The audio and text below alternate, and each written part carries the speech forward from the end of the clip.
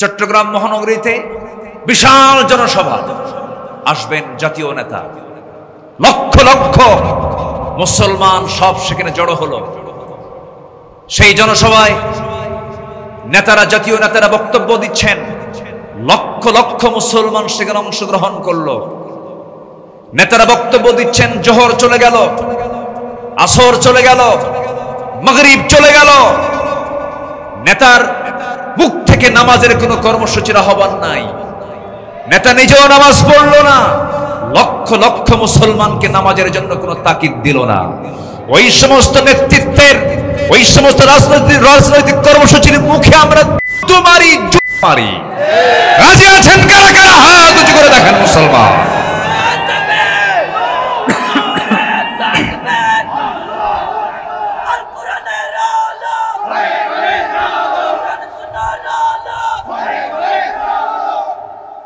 আল্লাহ কবুল করুন, জোরে বলি আমিন, আরো জোরে বলি আমিন।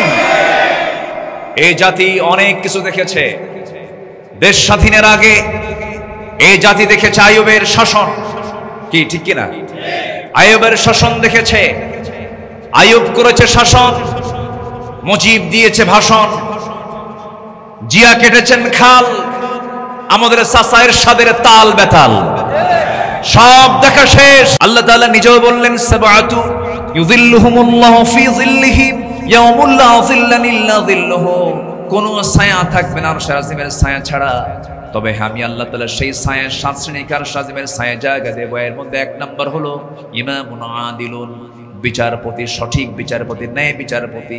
16 বছর যত বিচার দেখেছি আমরা, সেই বিচারগুলো সঠিক না ব্যাঠিক? সঠিক না ব্যাঠিক? সত্য না মিথ্যা? আল্লামা সাঈদীকে আপনারা সবচেয়ে বেশি রিসিভ করেছেন। চট্টগ্রামকে আল্লামা সাঈদী রাহিমাহুল্লাহ খুব ভালোবাসতেন, এবং এই চট্টগ্রাম ছিল তার সবচাইতে বড় ঐতিহ্যবাহী তাফসীর মাহফিল। এবং চট্টগ্রামের বাসিন্দার প্রাণপ্রিয় তিনি ছিলেন। তার যে মামলা ছিল, তার অঞ্চলের কিছু বদমাইশরা যে মামলা দিয়েছিল, সেই মামলার সাক্ষী, এর মধ্যে এক সাক্ষী বের করেছিল তারা। তার জন্ম হলো ৭৭ আর ঘটনা হলো ৭১। জন্ম কোন সাল আর ঘটনা কি? ৭১। তাহলে জন্ম যদি ৭৭ হয় আর ঘটনা যদি ৭১ হয়, তাহলে সাক্ষী হলো কেমনে, দেখলো কেমনে? রুহের জগৎ থেকে দেখছে। এই ছিল বিগত 16 বছরের মামলার চিত্র। সম্মানিত ভাইয়েরা, একটা জাতির যদি বিচার সঠিক থাকে, একটা দেশে যদি সঠিক বিচার যদি কায়েম হয়, সেই দেশটা হয়ে যায় জান্নাতের টুকরা। যেখানে বিচার ঠিক, সেখানে সবই ঠিক। এই জন্য আল্লাহ পাক বিচারের প্রক্রিয়াকে প্রাধান্য দিয়ে বিচারকের মর্যাদা দিয়েছেন কয় নম্বরে? 1 নম্বরে। আসসালামু আলাইকুম ওয়া রাহমাতুল্লাহি ওয়া বারাকাতুহু। আসসালামু আলাইকুম ওয়া রাহমাতুল্লাহি ওয়া বারাকাতুহু।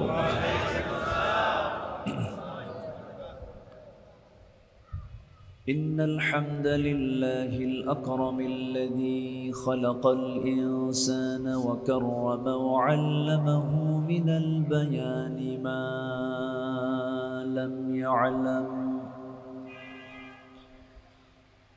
فسبحان الذي لا يحصى امتنانه باللسان ولا بالقلم. نشهد أن لا إله إلا الله وحده لا شريك له، ونشهد أن سيدنا وحبيبنا ومولانا محمدًا عبده ورسوله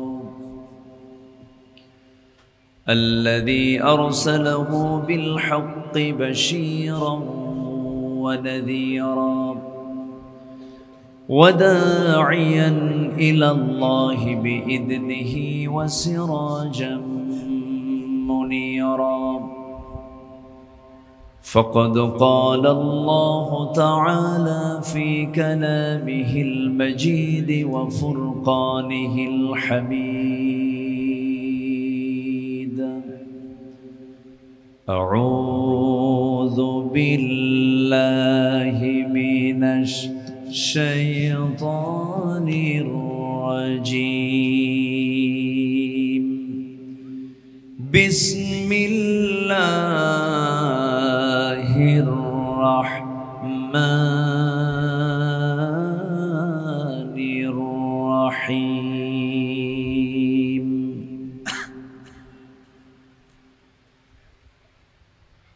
قد أفلح من تزكى وذكر اسم ربه فصلى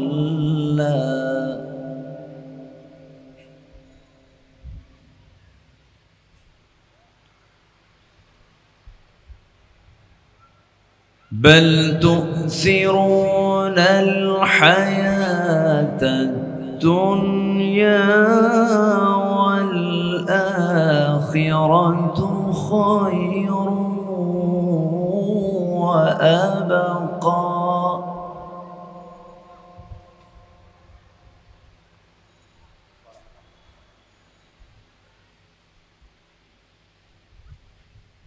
بل تؤثرون الحياة الدنيا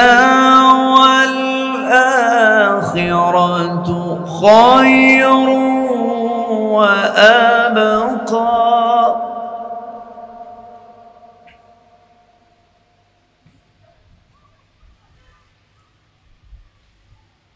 إن هذا لفي الصحف الأولى صحف إبراهيم وموسى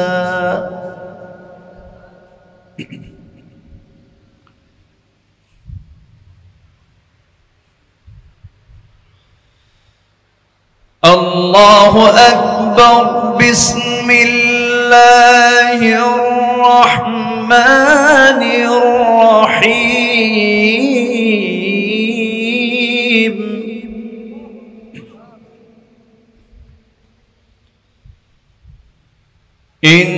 إن الله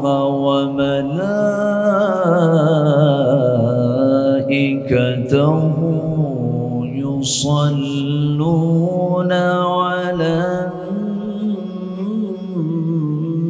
النبي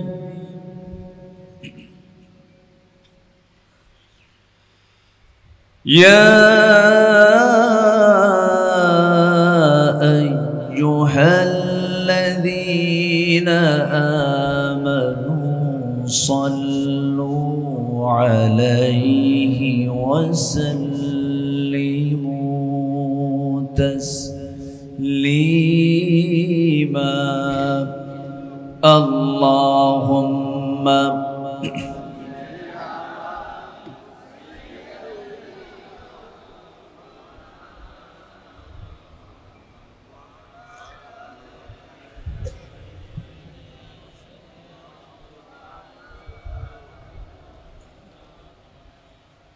একটু মোহাম্মত দিয়ে নবীর প্রেমে মাতোয়ারা হয়ে জবান খুলে আওয়াজ দিয়ে সবাই বলুন আল্লাহুম্মা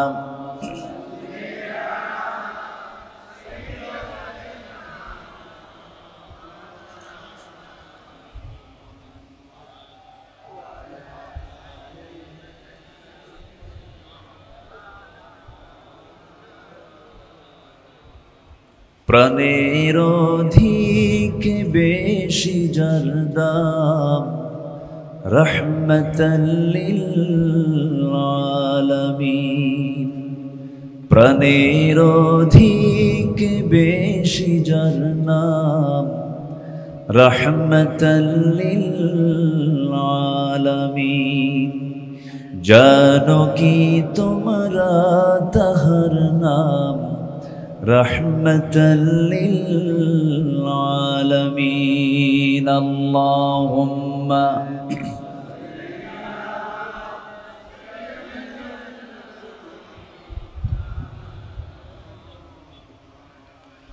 ওয়া আলা আলি সবাই বলুন বালাগাল উলা বিকামালিহি কাশাফাত তুজা বিজামালিহি হাসনাত জামিউ খিসালিহি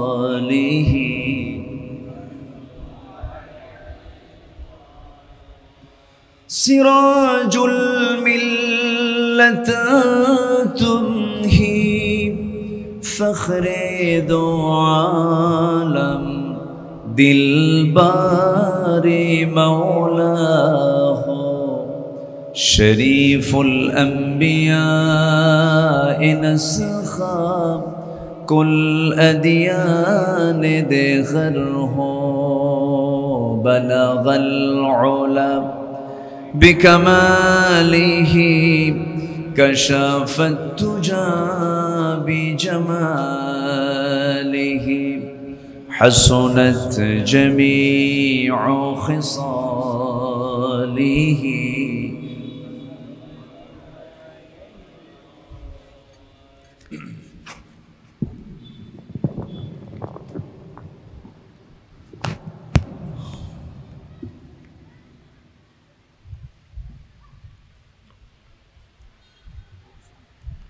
দেশের বৃহত্তম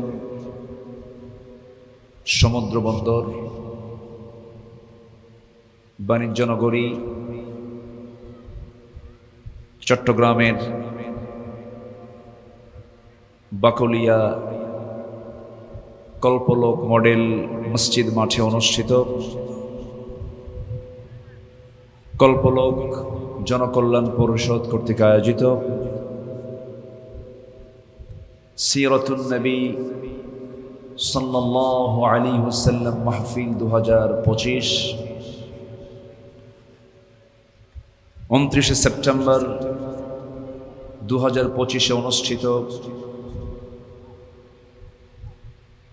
প্রচণ্ড খড়তাপে আয়োজিত আজকের এই মহতী অনুষ্ঠানের সম্মানিত সুযোগ্য সভাপতি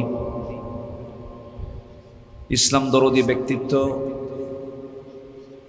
বিশিষ্ট সমাজসেবক ব্যবসায়ী বনফুল গ্রুপের সম্মানিত ডিরেক্টর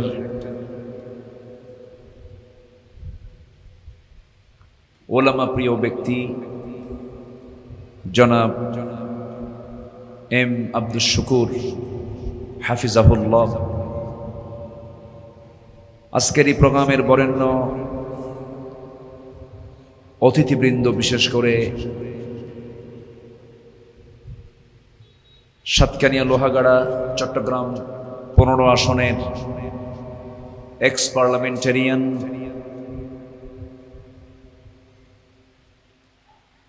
বিশিষ্ট রাজনীতিবিদ জনাব আলহাজ শাহজাহান চৌধুরী কথা বলেছেন আমার অত্যন্ত কাছের নন্দিত আলেমে দ্বীন চট্টগ্রামবাসীর হৃদয়ের স্পন্দন নিউ চাঁদগাঁও জামে মসজিদের সম্মানিত খতিব হাফিজুল কোরআন মাওলানা শরীয়তুল্লাহ জিহাদি কথা বলেছেন সিডিএ কল্পলোক আবাসিক জামে মসজিদের সম্মানিত খতিব আমার অনুজ মাওলানা ইমরানুল হক সাঈদ আজকের অনুষ্ঠানের সম্মানিত বরেণ্য অতিথি চট্টগ্রাম মেট্রোপলিটন হাসপাতালের সম্মানিত ব্যবস্থাপনা পরিচালক ডাক্তার AKM ফজলুল হক সহ উপস্থিত অতিথিবৃন্দ সুশীল সমাজ জাতির শ্রেষ্ঠ সন্তান শিক্ষক মণ্ডলী জাতির বিবেক সাংবাদিকবৃন্দ সামনে উপস্থিত দূরে কাছের বিভিন্ন স্থান থেকে ছুটে আসা কালেমার ঝান্ডাবাহী তৌহিদের পতাকাবাহী দ্বীন ইসলামের নরসারদুল বীর মুজাহিদ প্রাণ প্রিয় সম্মানিত দ্বীনি ভাইরা আড়ালে বসে আছেন শ্রদ্ধেয়া সম্মানিতা সর্বগুণে গুণান্বিতা মা বোনেরা, আলোচনার সূচনায় আনুষ্ঠানিকতার মধ্য দিয়ে আমার পক্ষ থেকে আবারও দিল খোলা সালাম, আসসালামু আলাইকুম ওয়া রাহমাতুল্লাহি ওয়া বারাকাতুহু। সবাই কেমন আছেন বলুন? বেগুন কেন আছেন? আমাকে প্রশ্ন করেছেন আমি কেমন আছি। এই যে পারস্পরিক খোঁজ খবর নেওয়া, ভ্রাতৃত্ব, মোহাব্বত, ভালোবাসা মুসলমানদের মধ্যে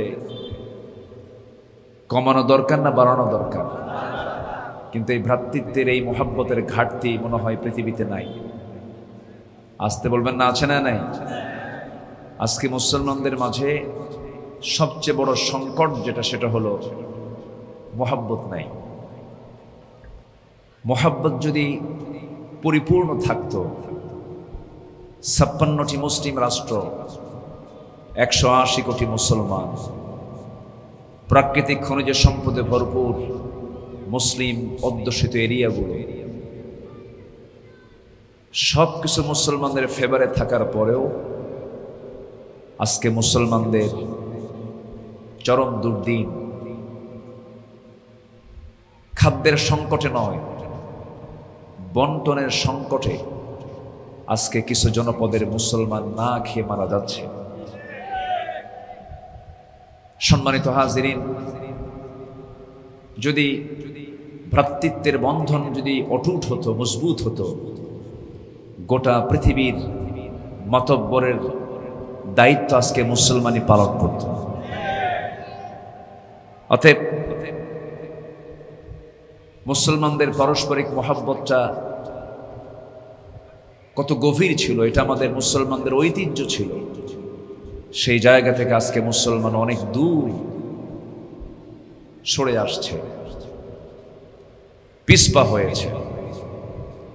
সম্মানিত হাজিরিন, আমাদের পারস্পরিক সৌহার্দ্যপূর্ণ আচরণ, আন্তরিকতা আমরা যত বৃদ্ধি করব, আল্লাহর সাহায্য তত নিকটবর্তী হবে।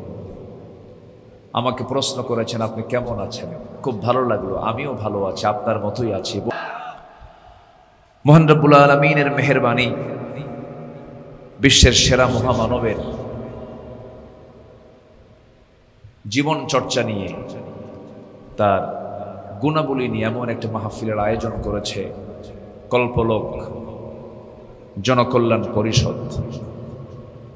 মহান রব্বুল আলামিন এই পরিষদের সকল সদস্যকে এই মহামূল্যবান আয়োজনের জন্য উত্তম পুরস্কারে পুরস্কৃত করুন। একটু জোরে বলি আল্লাহুম্মা আমিন। সম্মানিত উপস্থিতি, এমন একজন মহান ব্যক্তির জীবন নিয়ে, তার সিরাত নিয়ে আলোচনা শুরু, যার সিরাতের বর্ণনা পৃথিবীর কোনো কবি তার কবিতা দিয়ে শেষ করতে পারবে না, পৃথিবীর কোনো সাহিত্যিক তার সাহিত্যের রস দিয়ে শেষ করতে পারবে না, কোনো শিল্পী তার তুলি দিয়ে আঁকতে আঁকতে তুলি নষ্ট হবে, রং ফুরে যাবে, নবীজির রঙের গুণগান গাওয়া শেষ করা যাবে না।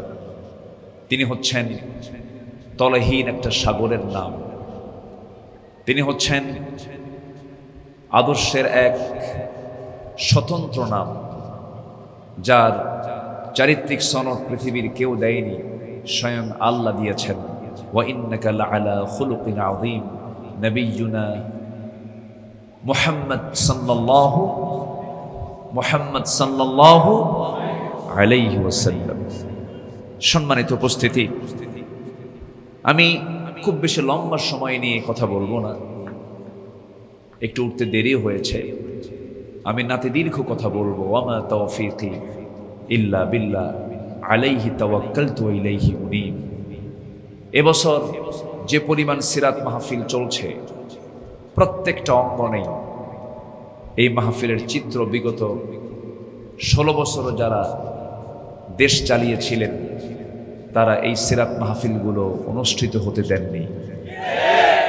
আস্তে কোন কেন? আপনারা যে ময়দানকে বুকে লালন করে থাকেন, রজব আলী ময়দান, প্যারেড ময়দান, এই ময়দানটা ছিল হলো মাহফিলের একটা মূল পয়েন্ট। এতদিন এটা হাহাকার করত। দীর্ঘ 18 বছর পর এবছর আল্লাহ তাআলা কোরআন শোনার জন্য আবার এই ময়দানকে অনুকূল পরিবেশ তৈরি করে দিয়েছেন। বলি আলহামদুলিল্লাহ।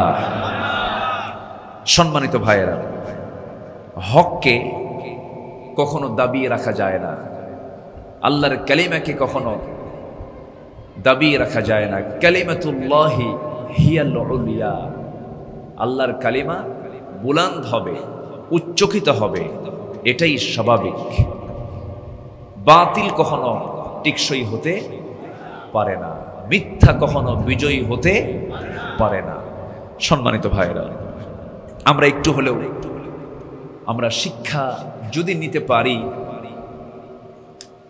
এই বিগত সময়ে যে ঘটে যাওয়া যে আমাদের চোখের সামনে আল্লাহ পাক দেখিয়ে দিলেন, এর মধ্য দিয়েও আমাদের শিক্ষার জানার আছে না নাই? বলেন তো, আসতে বলবেন না, আছে না নাই?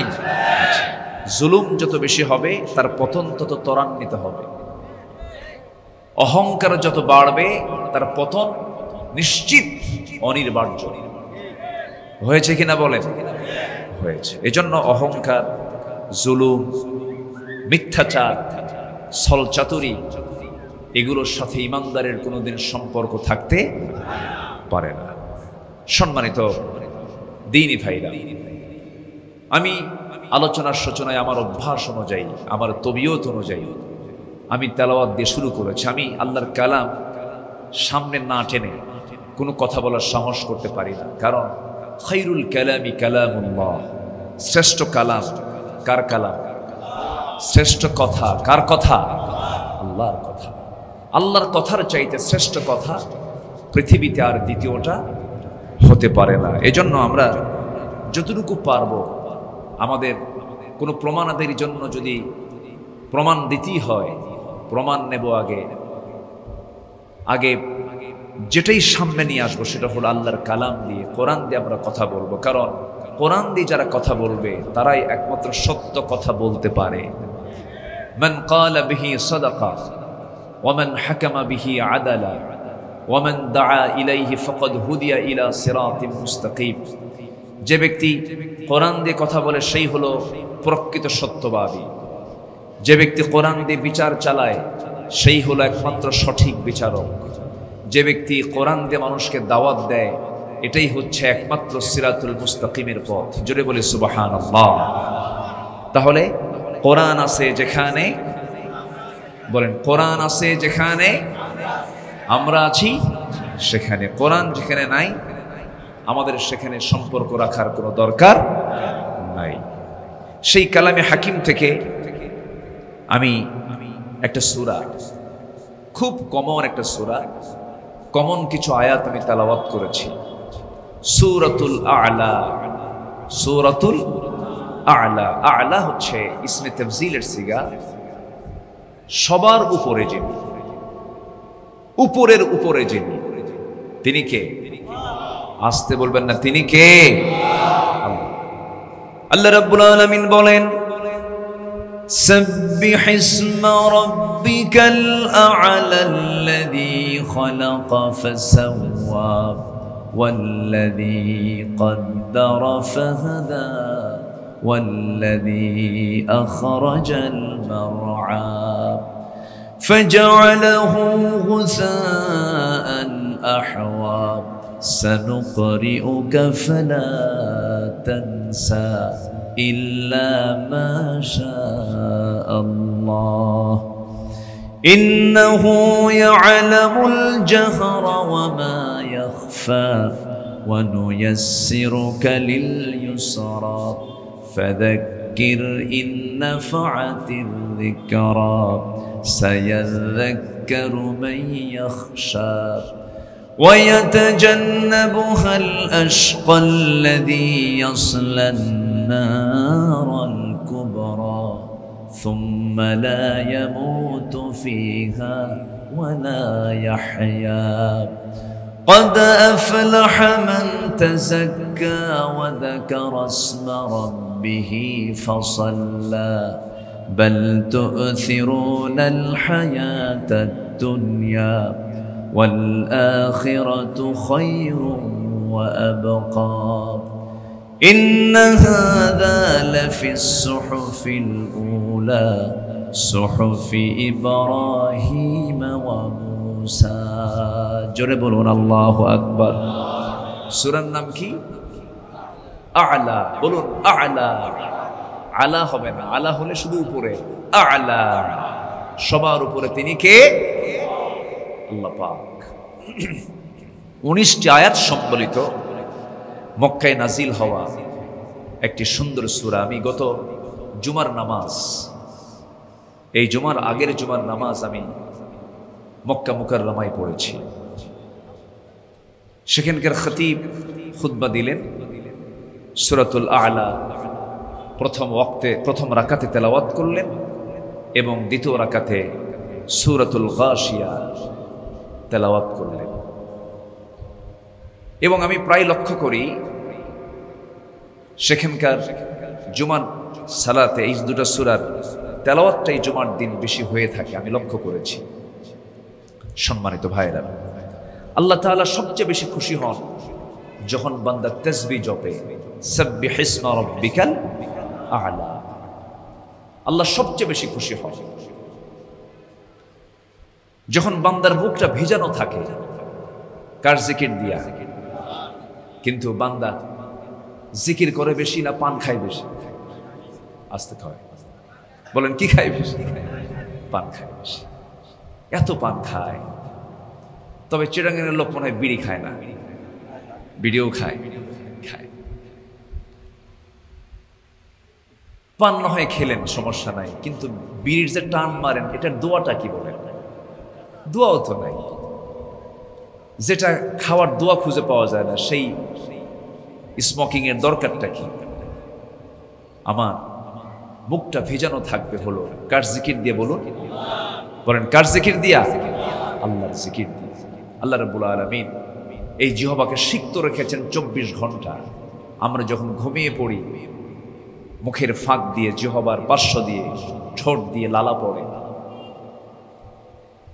যদি এই জিহ্বা যদি ভাটায় পড়ে, যদি জোয়ার না থাকতো, জিহ্বার চতুর্পার্শ্বে যদি পানির জোয়ার, লালার জোয়ার যদি না থাকতো, কথা আসতো?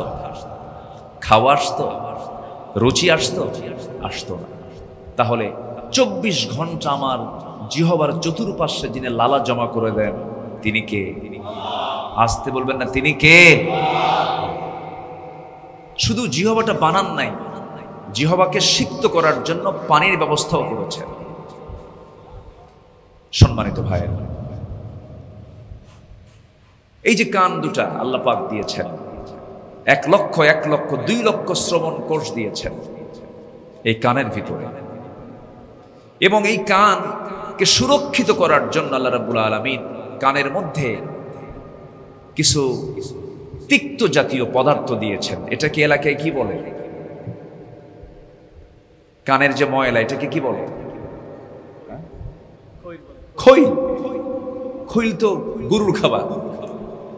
আচ্ছা, কানের যে ময়লা, এই ময়লাটা আল্লাহ রাব্বুল আলামিন কানের মধ্যে কিন্তু নিজেই দিয়েছেন। কেন জানেন? এটা মিষ্ট না, এটা টকও নয়, এটা হলো তিক্ত। এটা কি বলেন তো? তিক্ত, তিতা। অর্থাৎ যখন বান্দা একটু ঘুমিয়ে পড়বে, হঠাৎ করে যদি কোনো পোকামাকড়, কোনো পিঁপড়া যদি কানের মতো এত গুরুত্বপূর্ণ একটা অঙ্গের মধ্যে যদি ঢুকে যেতে নেয়, সে যেন ভিতরে ঢুকতে না পারে, তার কাছে যেন তিক্ত মনে হয়। এই জন্য মহান রব্বুল আলামিন কানের এই ময়লাটাকে সুন্দর করে তিক্ত করে রেখেছেন আমার কানকে সেভ করার জন্য। এটা জোরে বলে সুবহানাল্লাহ। তাহলে তাসবিহ জপব কার? পবিত্রতা ঘোষণা করব কার? আল্লাহ পাক। চোখ আল্লাহ রাব্বুল আলামিন দিয়েছেন।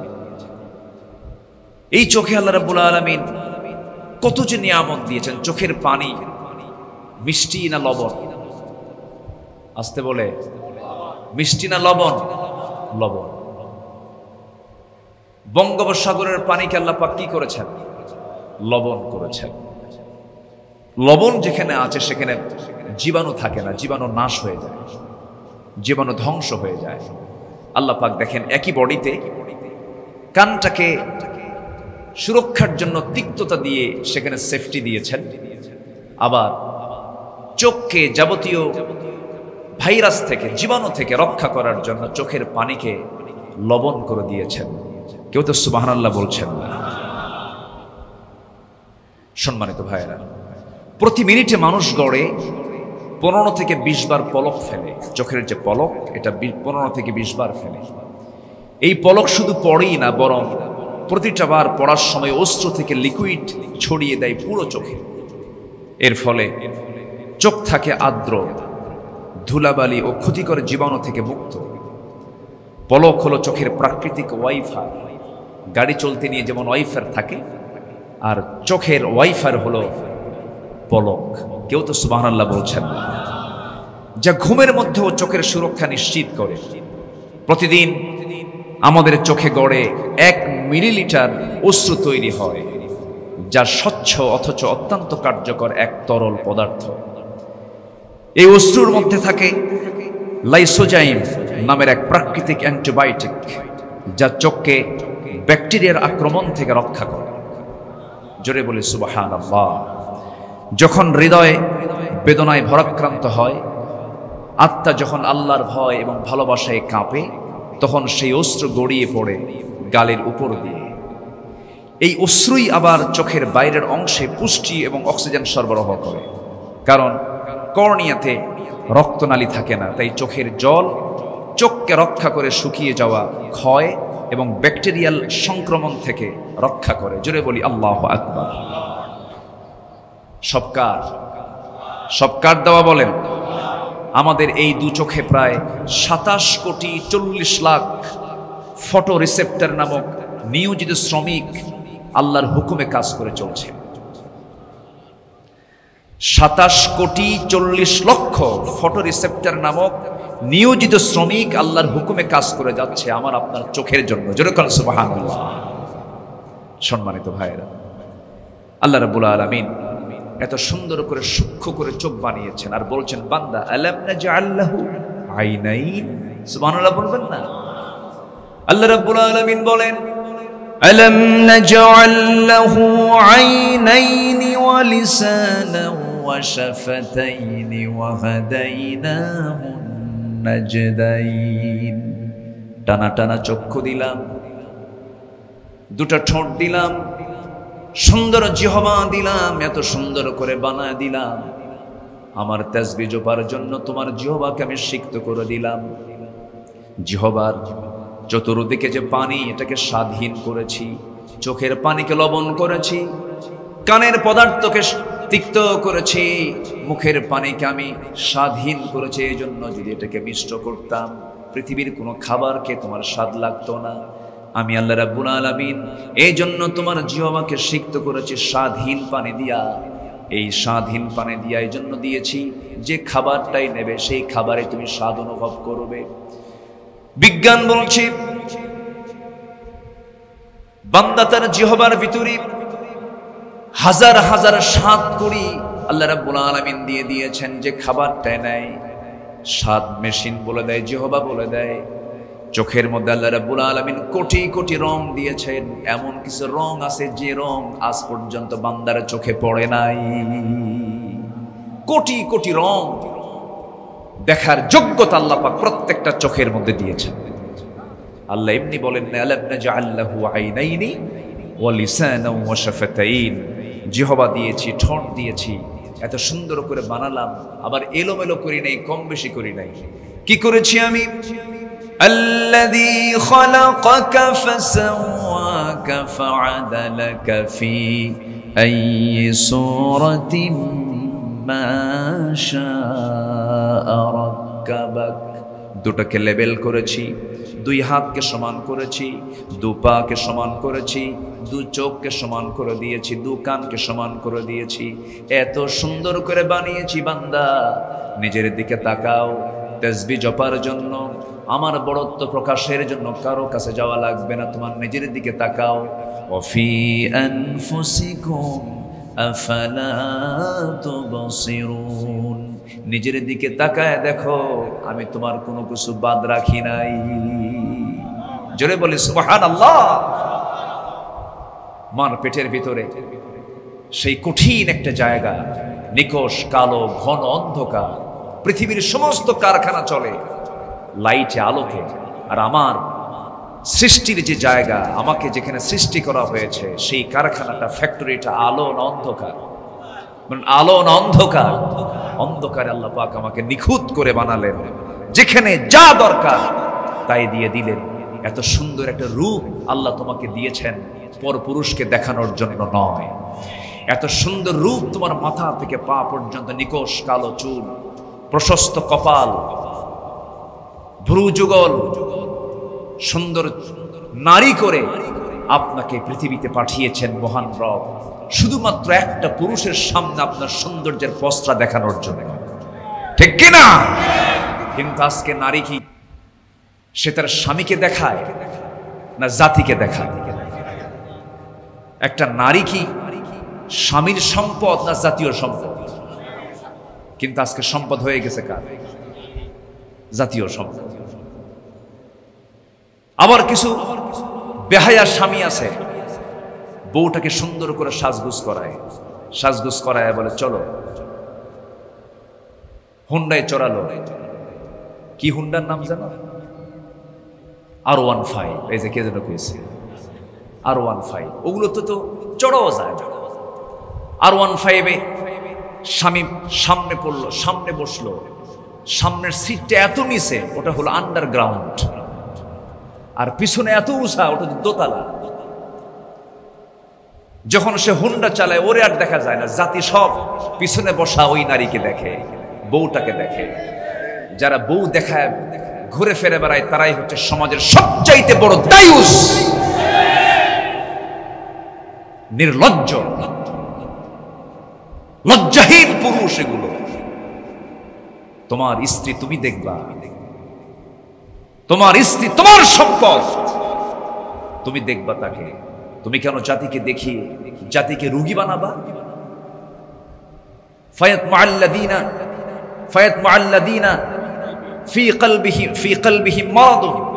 যাদের দিলে অসুখ আছে, রোগ আছে, সে রোগটা তাদের বেড়ে যাবে। এই জন্য সমাজের নারী সম্মানের নিশ্চয়তার জন্য একমাত্র কার্যকর পদ্ধতি হতে পারে পর্দার বিধান। যে পর্দা একটি বাস্তব প্রয়োজন। আমার দেশের মেয়েদেরকে পশ্চিমারা উলঙ্গ করে রাস্তা থেকে বের করতে চায়। আমরা আমাদের মা নামক সম্পদকে আমরা উলঙ্গ হতে বের হতে দিতে পারি না। মাদের সম্মান আছে না নাই? মাদের ইজ্জতের দাম আছে না নাই? পুরুষ, তুমি কোন নারীর দিকে যখন তাকাবে ভাববে আমার বাড়িতে আমার মা আছে, এমন একজন নারীর পেট থেকে আমার জন্ম হয়েছে। তুমি যখন তোমার চোখ যখন কোনো নারীর, বেহা নারীর যদি কোনো স্তনের দিকে চলে যায়, ভাবতে হবে এমন নরম স্তন থেকে ছোট্টবেলা মা আমাকে দুগ্ধ পান করিয়েছেন। কনসেপ্ট একটু পজিটিভ নিতে হবে, কনসেপ্টটাকে ভালো রাখতে হবে, ভালো মানসিকতা সম্পন্ন মানুষ হতে হবে। যার ভিতরে ভালো মানসিকতা থাকে সেই হচ্ছে একজন মানুষ। সম্মানিত ভাইরা, সম্মানিত বন্ধুগণ, এই যে পৃথিবীতে আজ সকল কিছুর উদ্ভাবন হয়েছে, এটা কল্পনাতীত ছিল। একটা চিঠি আসতে আমেরিকা থেকে 15 দিন সময় লাগতো, এই তো 80-র দশকের কথা বলছি। আজকে একটা সেকেন্ডও সময় লাগে না। WhatsApp, imo, Line, Viber, Instagram, Telegram, 20 gram 14 gram, ঠিক আছে কি? আচ্ছা, তো এই যে মিডিয়াগুলো, অ্যাপসগুলো একটা সেকেন্ডের ভিতরে আদান প্রদান করছে, মেসেজ যাচ্ছে, চিঠি আদান প্রদান হচ্ছে। মানুষ আকাশে উড়িয়েছে বিজয়ের কেতন, হিমালয়ের অহংকারী মাথাকে জয় করেছে, সমুদ্রের তলদেশ জয় করেছে, এত কিছু করার পরেও আজকে গোটা পৃথিবীর মানুষ কি শান্তিতে না অশান্তিতে? শান্তি না অশান্তি? শুধু অশান্তি না মহাশান্তি? হাজার হাজার অ্যাটম বোম বানিয়ে রেখেছে মানবতার রক্ষার জন্য নাকি? হ্যাঁ হ্যাঁ, মানব রক্ষার জন্য না মানব ধ্বংসের জন্য? ইন্ডিয়া বলে আমার কাছে এতগুলো আছে, বেশি কইবি তো সাইজ করুন। পাকিস্তান কয় আমার চেয়ে তোর কাছ থেকে আমার কাছে আরো বেশি শক্তিশালী সম্পন্ন আমার কাছে আছে, আরো পাওয়ারফুল। ওইদিকে আমেরিকা বলে মেরে দিলাম, কিন্তু ওইদিকে রাশিয়া বলে ইউক্রেন নে বেশি মাতব্বরি করবে না, খাইয়া ফালাবো কিন্তু। তাহলে গোটা দুনিয়া জুড়ে অ্যাটম বোমের মহড়া চলছে আজ। আজকে মানুষকে দেখে কি পরিমাণ ভয় করে, একটা বাঘকে দেখে মানুষ যে পরিমাণ ভয় করে তার চাইতে বেশি ভয় করে আজকে একটা মানুষকে দেখে। ঠিক কিনা বলেন? মানুষ আজকে হিংস্র হায়নার চেয়েও মারাত্মক আকার ধারণ করেছে। এর মূল কারণ কি জানেন? সব কিছুর উৎকর্ষ সাধন হয়েছে, বিজ্ঞানের চূড়ান্ত লেভেল এখন অবস্থান করছে, কিন্তু মানুষের চরিত্রের মান, চারিত্রিক যে মান, ঊর্ধ্বমুখী না নিম্নমুখী? ঊর্ধ্বমুখী না নিম্নমুখী বলুন তো? আজকে পশুর গায়ে কাপড় চোপড় বেশি না মানুষের গায়ে কাপড় চোপড় বেশি? পশুর গায়ে কাপড় চোপড় বেশি, মানুষের গায়ে কোনো কাপড় চোপড় নাই। চামড়া দেখায় বেড়ায়, নিজের রূপকে পরপুরুষের সামনে দেখায় বেড়ায়। নোংরামি আজকে চূড়ান্ত আকার ধারণ করেছে। বিকৃত যৌনাচারের সমাজ ছেয়ে গেছে। একটা বিকৃত যৌনাচার একটা কুত্তার মধ্যেও নাই, যা মানুষের মধ্যে ঢুকে গেছে। আজকে সমকামিতাকে প্রমোট করা হচ্ছে। এই অসুস্থ দুনিয়া সুস্থ করার জন্য একটা চরিত্রের দিকে আমাদের ফিরে যেতে হবে, যার চারিত্রিক সনদ দিয়েছেন তিনি কে? সেই চরিত্রের আধার হচ্ছেন রাহমাতুল লিল আলামিন, সাইয়্যিদুল আম্বিয়া ওয়াল মুরসালিন মুহাম্মদুর রাসূলুল্লাহ সাল্লাল্লাহু আলাইহি ওয়াসাল্লাম। সেই নবীর জীবনকে নিয়ে, তার সিরাতকে নিয়ে আজকের মাহফিলের এই আয়োজন করা হয়েছে। বলি আলহামদুলিল্লাহ। তাহলে আমার জিহবা দিয়ে জিকির হবে কার? আসতে বলবেন না, কার জিকির হবে? এক জায়গায় না সব জায়গায়? এক জায়গায় না সব জায়গায়? আল্লাহ আল্লাহ জপ মন জপ, আল্লাহ আল্লাহ আল্লাহ আল্লাহ জপ মন জপ, আল্লাহ আল্লাহ।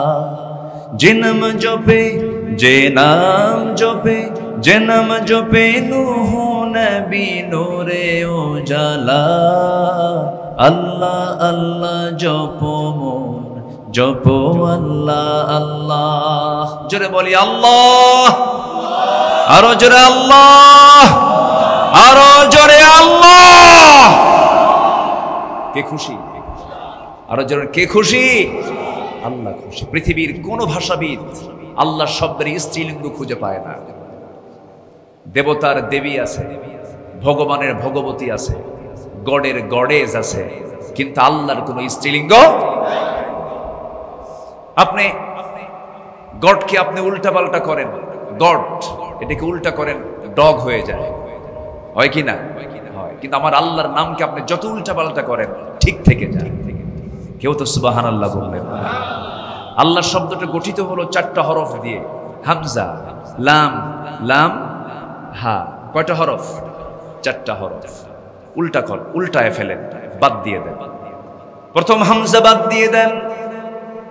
লিল্লাহি মা ফিস সামাওয়াতি ওয়া মা ফিল আরদ। আরেকটা লাম বাদ দিয়ে দেন, লাহু মা ফিস সামাওয়াতি ওয়া মা ফিল আরদ। আরেকটা লাম বাদ দিয়ে দেন, মান যাল্লাযী ইয়াশফা'ু 'ইনদাহু ইল্লা বিইذনিহি ইয়া'লামু মা বাইনা আইদিহিম ওয়া মা খালফাহুম ওয়া লা ইউহীতুনা বিশাইইন মিন ইলমিহি ইল্লা বিমা শা'a ওয়াসি'a কুরসিয়্যুহু আস-সামাওয়াতি ওয়াল আরদ ওয়া লা ইয়াউদুহু হিফযুহুমা ওয়া হুয়াল আলিয়্যুল আযীম। জোরে বলুন আল্লাহু আকবার, আরো জোরে বলুন আল্লাহু আকবার। আমার বন্ধুগণ, সে আল্লাহর কাছে ছিলাম, আল্লাহর কাছেই আমরা আল্লাহর কাছ থেকে আমরা এসেছি, আবার আল্লাহর কাছে আমরা ফিরে যাব। রুহের জগতে ছিলাম, পাড়ি দিয়েছি। মার পেটের জগতে ছিলাম, আলেমে বুতুনও ছিলাম, তাও পাড়ি দিয়েছি। আলেম আর ওয়াহ পাড়ি দিয়েছি, আলমে জাহানে আছি। আলমে জাহান যখন শেষ হয়ে যাবে, মৃত্যুর দুয়ারে পৌঁছে যাব আমরা। মৃত্যুর দুয়ারে পৌঁছাবো না এমন কেউ এখানে আছেন নাকি? কেউ আছেন নাকি বলেন? সবাইকে মরতে হবে, সবাইকে চলে যেতে হবে। কোথায় পালাবেন আপনি? পালানোর কোনো সুযোগ নাই। কুল ইন্নাল মাউতাল্লাযী তাফিরুনা মিনহু ফাইন্নাহু মুলাকীকুম। কোথায় পালাবে? মরণ তোমাকে মোলাকাত করবে, মরণ তোমাকে ধরে ফেলবে। এই দুনিয়াতে যত অপারেশন হয়, হার্টের অপারেশন, ব্রেন অপারেশন, যত জটিল জটিল অপারেশন আছে, এর মধ্যে সবচেয়ে মেজর অপারেশন হবে মৃত্যুর সময়। সেই অপারেশনটার দায়িত্ব আল্লাহ পাক একজন ফেরেশতাকে দান করেছেন। তার নাম কি?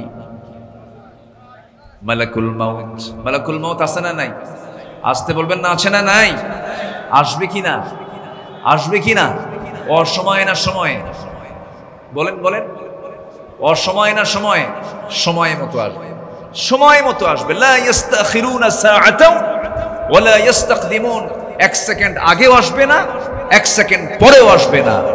যখন হুকুম হবে, জান কবজের প্রক্রিয়া শুরু হবে, সে মৃত্যুর যন্ত্রণা সবার জীবনে আসবে কিনা বলেন? আসবে। যেহেতু মৃত্যুর মুখোমুখি সবাইকে হতেই হবে, মৃত্যুর দুয়ারে আমাকে আপনাকে পৌঁছতেই হবে, সেক্ষেত্রে আল্লাহ পাক বান্দাকে বলছেন, বান্দা ওয়ালা তামুতুন্না, মৃত্যুবরণ করো না ইল্লা ওয়া আনতুম মুসলিমুন, মুসলমান না হয়ে। তাহলে এই পরামর্শটা কে দিচ্ছেন? আসতে বলবেন না, কে দিচ্ছেন? বান্দা মৃত্যুবরণ করো না যতক্ষণ না তুমি মুসলমান না হতে পেরেছো। আবার ডাকতেছেন কাকে? ইয়া আইয়ুহাল্লাযীনা আমানু, ঈমানদারেরা মুসলমান না হয়ে মরো। তাহলে আহসিবান নাস আন ইউতরাকু আন ইয়াকুলু আমান্না ওয়া হুম লা ইফতানুন। অতএব ঈমান এনেছি এতটুকুন বললাম আর আমাকে ছেড়ে দেওয়া হবে না, পরীক্ষা করা হবে, মুসলমানিত্বকে টিকে রাখতে হবে আমাকে আপনাকে। সম্মানিত ভাইয়েরা, ঈমানকে টিকে রাখতে গিয়ে যুগে যুগে ফাঁসির মঞ্চে হাসি মুখে দেশের কিছু বীর সেনানীরা হাসি মুখে ফাঁসির মঞ্চে গিয়েছেন, বাতিল শক্তির কাছে মাথা নত করেন নাই। মরা এত সহজ নয়, তবে হ্যাঁ, মরা আবার সহজ। বিকেল বেলা ফাঁসির সকল কার্যক্রম রেডি হচ্ছে। ছেলেকে ডেকে বলছেন, আমার কলিজার টুকরা সন্তান, তুমি তো আমার চেয়ে বড় আলেম, আমি তোমার কাছ থেকে দলিল নেই, তো মোমেন তুমি আমার জানাজায় তুমি হাজির হবে, তুমি জানাজা পড়াবে। তোমার আম্মাকে বলবে, তোমার আম্মু যেন এত দূর ঢাকা থেকে পাবনায় যেন কষ্ট করে না যায়। চিন্তা করুন, রাতের বেলা ফাঁসি, বিকেল বেলা হাস্যোজ্জ্বল চেহারা নিয়ে সন্তানের সঙ্গে কথোপকথন হচ্ছে। চুল পরিমাণ কোনো ভয় নাই, কারণ তার দিলের মধ্যে লটকানো আছে আল্লাহর জান্নাত। আস্তে কোন কেন? সেই মৃত্যু আমরা চাই, যে মৃত্যু হবে আমার নবীর বর্ণনা, আল্লাহওয়ালা বান্দার যখন ইন্তেকাল হয়, শরীরে চিমটি কাটলে যে কষ্ট পাওয়া যায়, পিঁপড়া কামড় দিলে যে কষ্ট পাওয়া যায়, তার চেয়েও কম কষ্ট নিয়ে মার কোলে শিশু সন্তান যেমন আলতো করে ঘুমিয়ে পড়ে, এমন ভাবেই একটা ভালো মানুষের মৃত্যু দুনিয়াতে হয়ে যায়। এমন মৃত্যু কি আমরা চাই? আসতে বলবেন, এমন মৃত্যু কি আমরা চাই? তবে হ্যাঁ, এরপরও তো অপারেশন। এরপরও কি অপারেশন? এটা কি ইনজেকশন? না, অপারেশন। অপারেশন কেন বললাম আমি? আল্লাহ রাব্বুল আলামিন বলেন, ওয়ান্নাসিআতি গারকাও ওয়ান্নাশিতাতি নাশতা। কসম সেই ফেরেশতার, যে ফেরেশতা হাবুডুবু খেয়ে বান্দাদের দেহের মধ্যে ঢুকে পড়ে টেনে হেঁচড়ে তার রূহটা সঞ্চার করে আনে। রুহুটা বের করে আনে, এই রুহুটা বের করে হাতের তালুতে জমা করে ইল্লিনে নিয়ে যায় অথবা সিজ্জিনে নিয়ে যায়। এই অপারেশনটা কিন্তু সহজ কোনো প্রক্রিয়া নয়। আল্লাহ রাব্বুল আলামিন সুন্দর করে বান্দাকে বুঝিয়ে দিচ্ছেন, কুল্লু নাফসিন যায়িকাতুল মাউত ওয়া ইন্নামা তুওয়াফাউনা উজুরাকুম ইয়াওমাল কিয়ামাহ ফামান যুহজিহা আনিন নারি ওয়া উদখিলাল জান্নাতা ফাকাদ ফাজ ওয়া মাল হায়াতুদ দুনিয়া ইল্লা মাতাউল গুরুর। জোরে বলুন আল্লাহু আকবার। সূরা আলে ইমরান আয়াত নম্বর 185 আল্লাহ রাব্বুল আলামিন বলেন, নফস আছে যার, জীবন আছে যার, তাকেই তো মৃত্যুর স্বাদ নিতে হবে। কিসের স্বাদ বলেন? মৃত্যুর স্বাদ নিতে হবে। মৃত্যুর স্বাদটা বড় ভয়ঙ্কর। আমার নবীজি একদিন রবিউল আউয়াল মাস নবীজি ইন্তেকাল করবেন। ইন্তেকালের পূর্বে প্রচন্ড কষ্ট হচ্ছিল তার। হাতের অঞ্জলি ভরে ভরে পানি বারবার নিচ্ছেন আর মুখে মারতেছেন, বারবার হাতে নিচ্ছেন মুখে মারতেছেন আর বলছেন, ও আমার সাহাবীরা, মৃত্যুর যন্ত্রণা বড়ই কঠিন, খুব কষ্ট হচ্ছে আমার। আল্লাহ রাব্বুল আলামিন অন্য আয়াতে বলছেন, সূরাতুল কাফ, ওয়াজাআত সাকরাতুল মাউতি বিল হাক্কি যালিকা মা কুনতা মিনহু তাহিদ। আল্লাহ রাব্বুল আলামিন বলেন, মৃত্যুর যন্ত্রণা যখন আসবে তা থেকে তুমি পালান করতে পারবে না, অবশ্যই তোমাকে এই স্বাদ গ্রহণ করতে হবে। হাদিসের বর্ণনায় পাওয়া যায়, একটা জীবন্ত প্রাণীর মাথা থেকে পা পর্যন্ত চামড়া টেনে আনলে যতটুকু না কষ্ট হয়, তার চাইতে বেশি কষ্ট হয় হলো একজন মানুষের যখন জান কবজ হয়। আমার বন্ধুগণ, আমার ভাইরা, সাইয়েদনা ওমর ফারুক রাদিয়াল্লাহু তাআলা আনহু একদিন হযরত কাবকে বলছেন, কাব, মৃত্যুর যন্ত্রণা কেমন? মৃত্যুর যন্ত্রণা সম্পর্কে তুমি আমাকে একটু জানাও।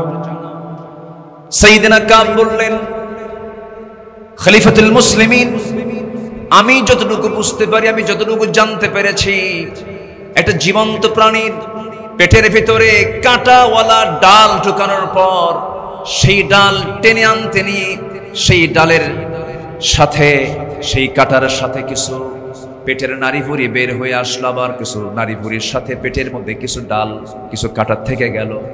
এমন চিত্র হলে যে কষ্ট হবে, তার চাইতে বেশি কষ্ট একজন বান্দার মৃত্যুর সময় হয়ে থাকে। এত কঠিন মুখোমুখি একটা অবস্থা আমার আপনার জীবনে আসবে।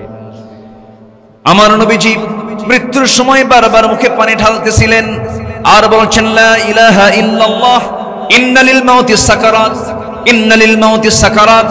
মৃত্যুর যন্ত্রণা বড় কষ্টকর, মৃত্যুর যন্ত্রণা বড় কষ্টকর।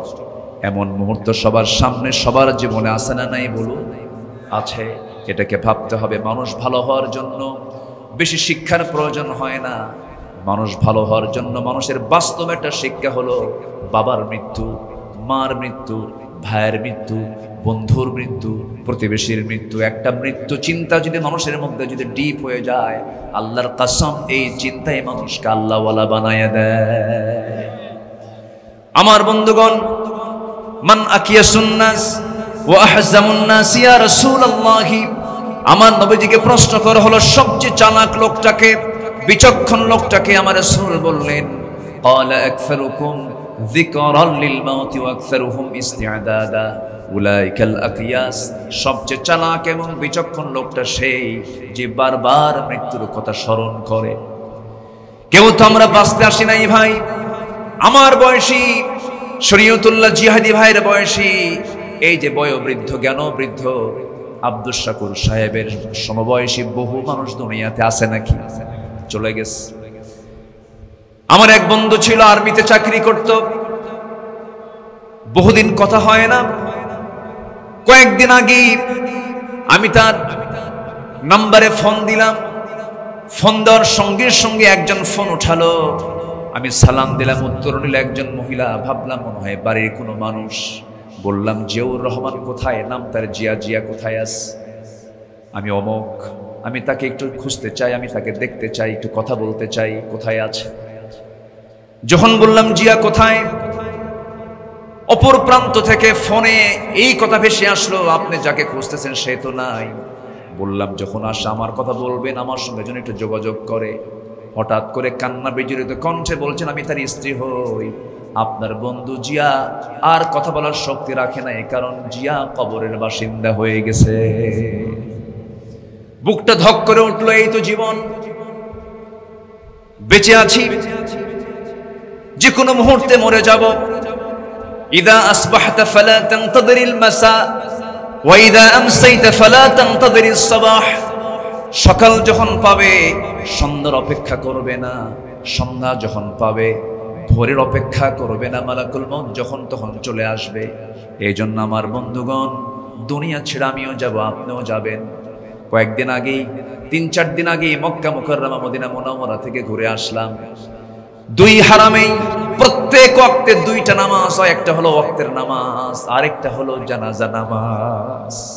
আসসালাতু আলাল আমওয়াত ওয়াত-তিফল ইয়ারহামুকুমুল্লাহ, এই বলেই জানাজায় দাঁড়ায় যায়, সামনে লাশ নিয়ে জানাজায় আমরা হাজির হয়ে যাই। আমার বন্ধুগণ, দুনিয়ার সব খবর জানা যায়, বোঝা যায়, দেখা যায়, শোনা যায়, কিন্তু ঘরের কোণে মাটিতে শুয়ে থাকা আম্মার কোনো খবর পৃথিবীবাসীর কাছে থাকে না, ভাইয়ের কোনো খবর পৃথিবীবাসীর কাছে থাকে না। সব একদিন দুনিয়া থেকে ওই কবরে চলে যাব, ওই কবরের বাসিন্দা হয়ে যাব। এই জন্য মৃত্যুর চিন্তা যে বান্দার মধ্যে সর্বক্ষণ থাকবে, সেই বান্দা মিথ্যুক হতে পারে না, সেই বান্দা হিংসুক হতে পারে না, সে বান্দা অহংকারী হতে পারে না, সে বান্দা চগলখোর হতে পারে না, সে বান্দার মুখ থেকে বেশি কথা বের হতে পারে না, সে বান্দার মুখে বেশি হাসি থাকতে পারে না। কারণ এই দুনিয়ার জায়গাটা হলো হাসির জায়গা না কান্নার জায়গা।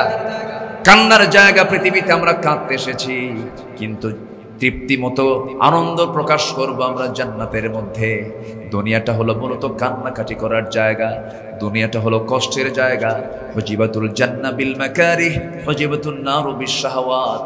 জান্নাতটা মুড়ানো আছে কষ্ট দিয়া, ক্লেশ দিয়া, আর জাহান্নামটা মুড়ানো আছে দুনিয়ার সুখ শান্তি দিয়া।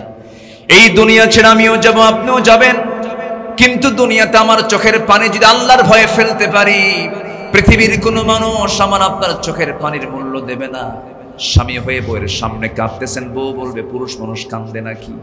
আবার স্ত্রী হয়ে স্বামীর সামনে কাঁদতেছেন, স্বামী বলবে মেয়ে মানুষ এরকম কাঁদেই।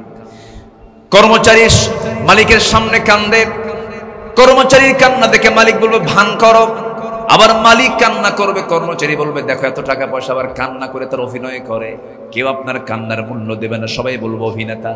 কিন্তু একজন মালিকের কাছে যদি আপনি চোখের পানি ফেলে নীরবে নিভৃতে যদি কাঁদতে পারেন, এক ফোঁটা চোখের পানি শুধু যদি ফাফাদাত আইনাহু, আল্লাহর ভয়ে যদি ফেলতে পারেন, এক ফোঁটা চোখের পানি দিয়ে আল্লাহ রাব্বুল আলামিন 7টা জাহান্নামকে নিভায় দিয়া মহান রাব্বুল আলামিন 8টা জান্নাতের দরজা আপনার জন্য খুলে দিবেন। কাঁদবো আমরা কার কাছে? আসতে বলবে না, কাঁদবো আমরা কার কাছে? আল্লাহর কাছে।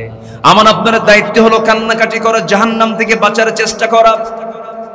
আল্লাহ রাব্বুল আলামিন বলেন, ওয়াল্লাযীনা ইয়াবিতুনা লিরাব্বিহিম সুজদান ওয়া কিয়ামা ওয়াল্লাযীনা ইয়াকুলুনা রাব্বানা ইসরিফ আন্না আযাবা জাহান্নাম ইন্না আযাবাহা কানা গরামান ইন্নাহা সাআত মুস্তাকাররান ওয়া মুকামা। রাত যখন গভীর হয়ে যায়, আল্লাহওয়ালা বান্দারা তখন আল্লাহর প্রেমে মশগুল হয়ে যায়। 12টা বেজে গেছে, ইমানদার বান্দা ঈশার নামাজ পড়ে আর কোনো কাজ করবে না, সে ঘুমের জন্য প্রিপারেশন নেবে। ঘুমটা দরকার, বাঁচার জন্য ঘুমের দরকার আছে না নাই? আগের রাত না পরের রাত? বলেন বলেন। Early to bed early to rise, পরের রাত না আগের রাত? আগের রাত। সন্ধ্যা রাত এশার পরে ঘুম। আমার নবীজি আগে ঘুমিয়ে পড়তেন, ঘুমাতেন কম, শেষ রাতে তিনি উঠতেন, কারণ আল্লাহ রাব্বুল আলামিন বলেন, ইয়া আইয়ুহাল মুযাম্মিলু কুমিল লাইলা ইল্লা কালিলান নিসফাহু আও ইনকুস মিনহু কালিলা আও জিদ আলাইহি ওয়া ওয়ারাত্তিলিল কুরআনা তারতিলা। জোরে বলুন আল্লাহু আকবার। রাতে রাতে রাসূল জেগে যেতেন, সেজদায় পড়ে কাঁদতেন, রুকুতে থাকতেন, সেজদায় ঘন্টা পার হয়ে যেত, নবীজির সেজদা থেকে মাথা উঠতো না, কপালটা ফুলে যেত, চক্ষু লাল হয়ে যেত, জায়নামাজ ভিজে যেত। আমার নবীজির কান্না দেখে আম্মা জান আয়েশা বলতেন, ইয়া রাসূলুল্লাহ এত কাঁদেন কেন? আফালা আন আকুনা আবদান শাকুরা। ও আমার আয়েশা, আমি কি আল্লাহর শুকর বান্দা হব না? আমি কি আল্লাহর নাশকর বান্দা হব নাকি?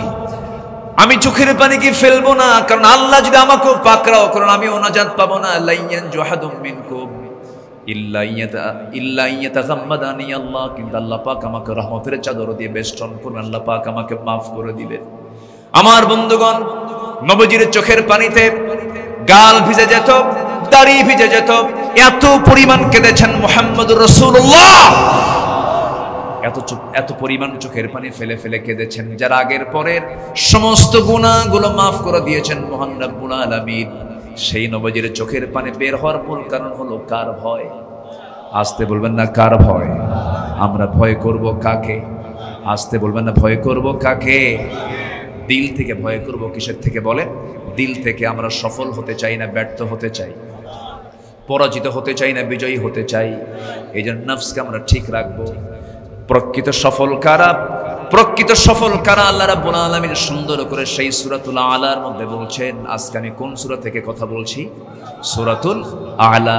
আল্লাহ রাব্বুল আলামিন বলছেন, قد أفلح من تزكى وذكر اسم ربه فصلى بل تؤثرون الحياة الدنيا والآخرة خير وأبقى إن هذا لفي الصحف الأولى صحف إبراهيم وموسى।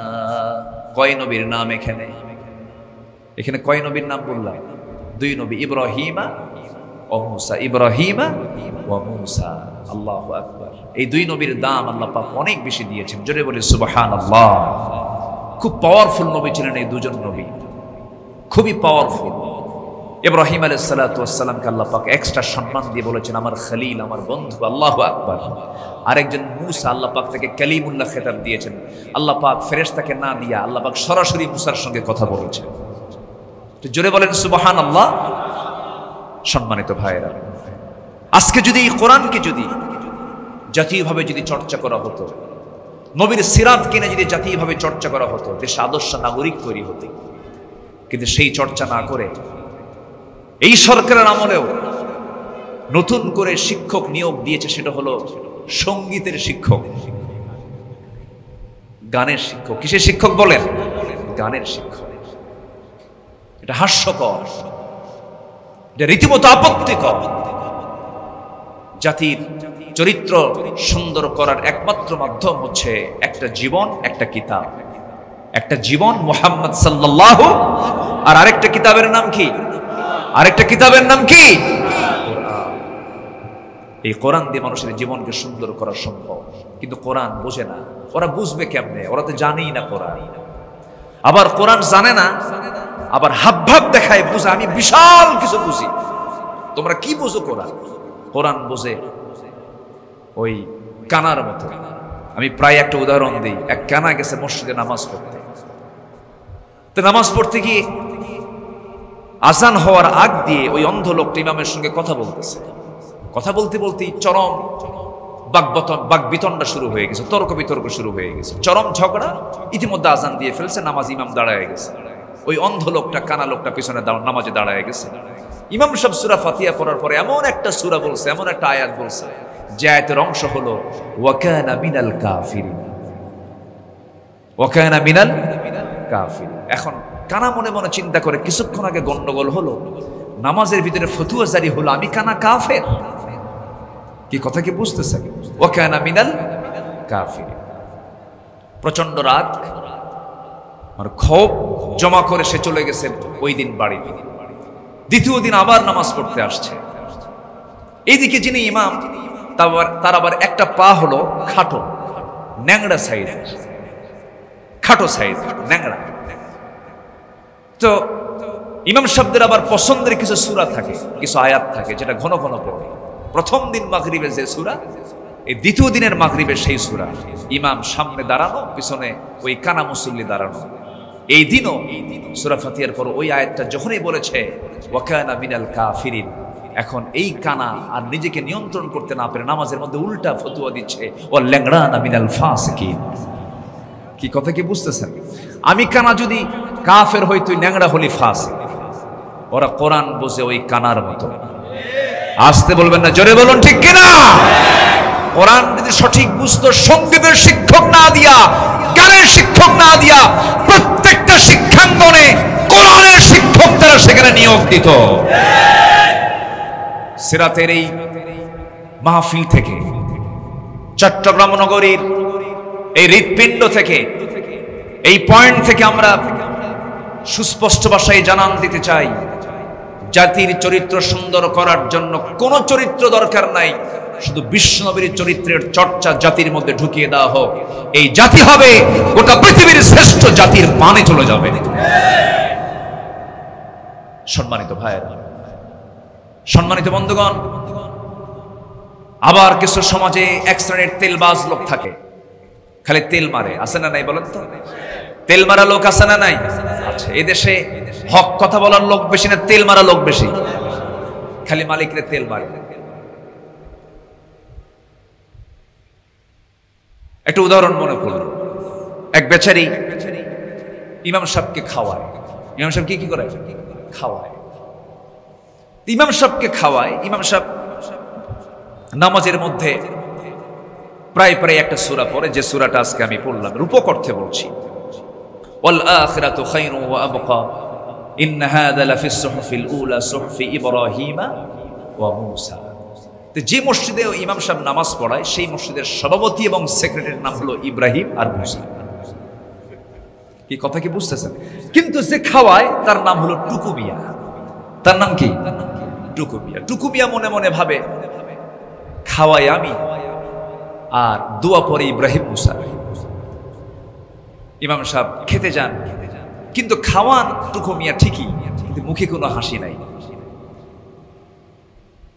তো হাসি নাই দেখে ইমাম সাহেব বললেন, ভাই আমার খাওয়া তো আর পেটে উঠতেছে না, আমার খাওয়ার মুখে আসে না।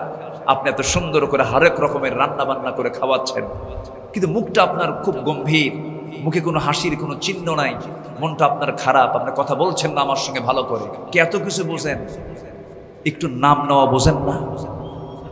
বলতেছে আমি তো বুঝতেছি না আপনার কথা। কোরআন শরীফে সবই খুঁজে পান, এত সুন্দর দোয়া পড়েন, নামাজের মধ্যে শুধু আপনি ইব্রাহিম মুসা করেন, টুকু নাই, টুকু নাই। কি কথা কি বুঝতেছেন আপনারা? এবার ইমাম টের পেয়ে বলতেছে, ভাই আপনি এবার আর চিন্তা করেন না, আমি নামাজে আপনার নামে দোয়া করে দেব। এখন টুকু শব্দ তার কোরআনে নাই। বলতেছে ওয়াল আখিরাতু খায়রুন ওয়া আবকা ইন্না হাযা লাফিস সুহফিল উলা সুহফি ইব্রাহিমা ওয়া মূসা ওয়া টুকু।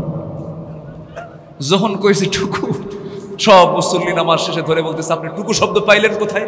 আমার কি খাওয়া বন্ধ করে দেব আমি?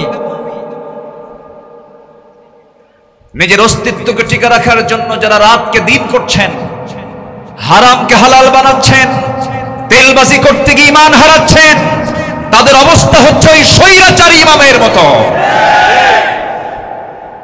ইমানদারের চরিত্র এমন হবে না। ইমানদারের চরিত্র হবে ওয়াকুলু কাওলান সাদীদা ইউসলিহ লাকুম আ'মালাকুম ওয়া ইয়াগফির লাকুম যুনুবাকুম ওয়া মান ইউতি'আল্লাহা ওয়া রাসূলাহু ফাকাদ ফাযা ফাওজান আযীমা। সম্মানিত ভাইয়েরা, তাহলে যা কিছুই করব তেল মারবো না, সত্য কথা বলবো, সোজা কথা না বাঁকা কথা? সোজা কথা বলবো।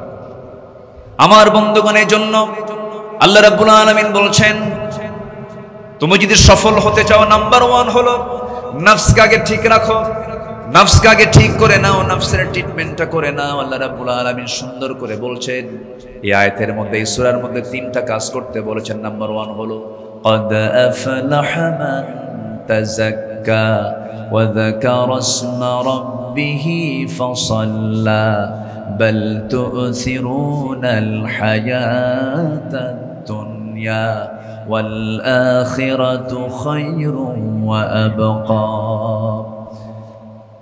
ওই বান্দাই সফল, ওই বান্দাই সাকসেস যে তার নফসকে শুদ্ধ করতে পেরেছে, যা করব আমি আল্লাহর জন্য করব। আমার দেশে নামাজি কিছু আছে, সিজনাল মুসল্লি, নির্বাচন আসলে টুপি পড়ে, আছে না নাই?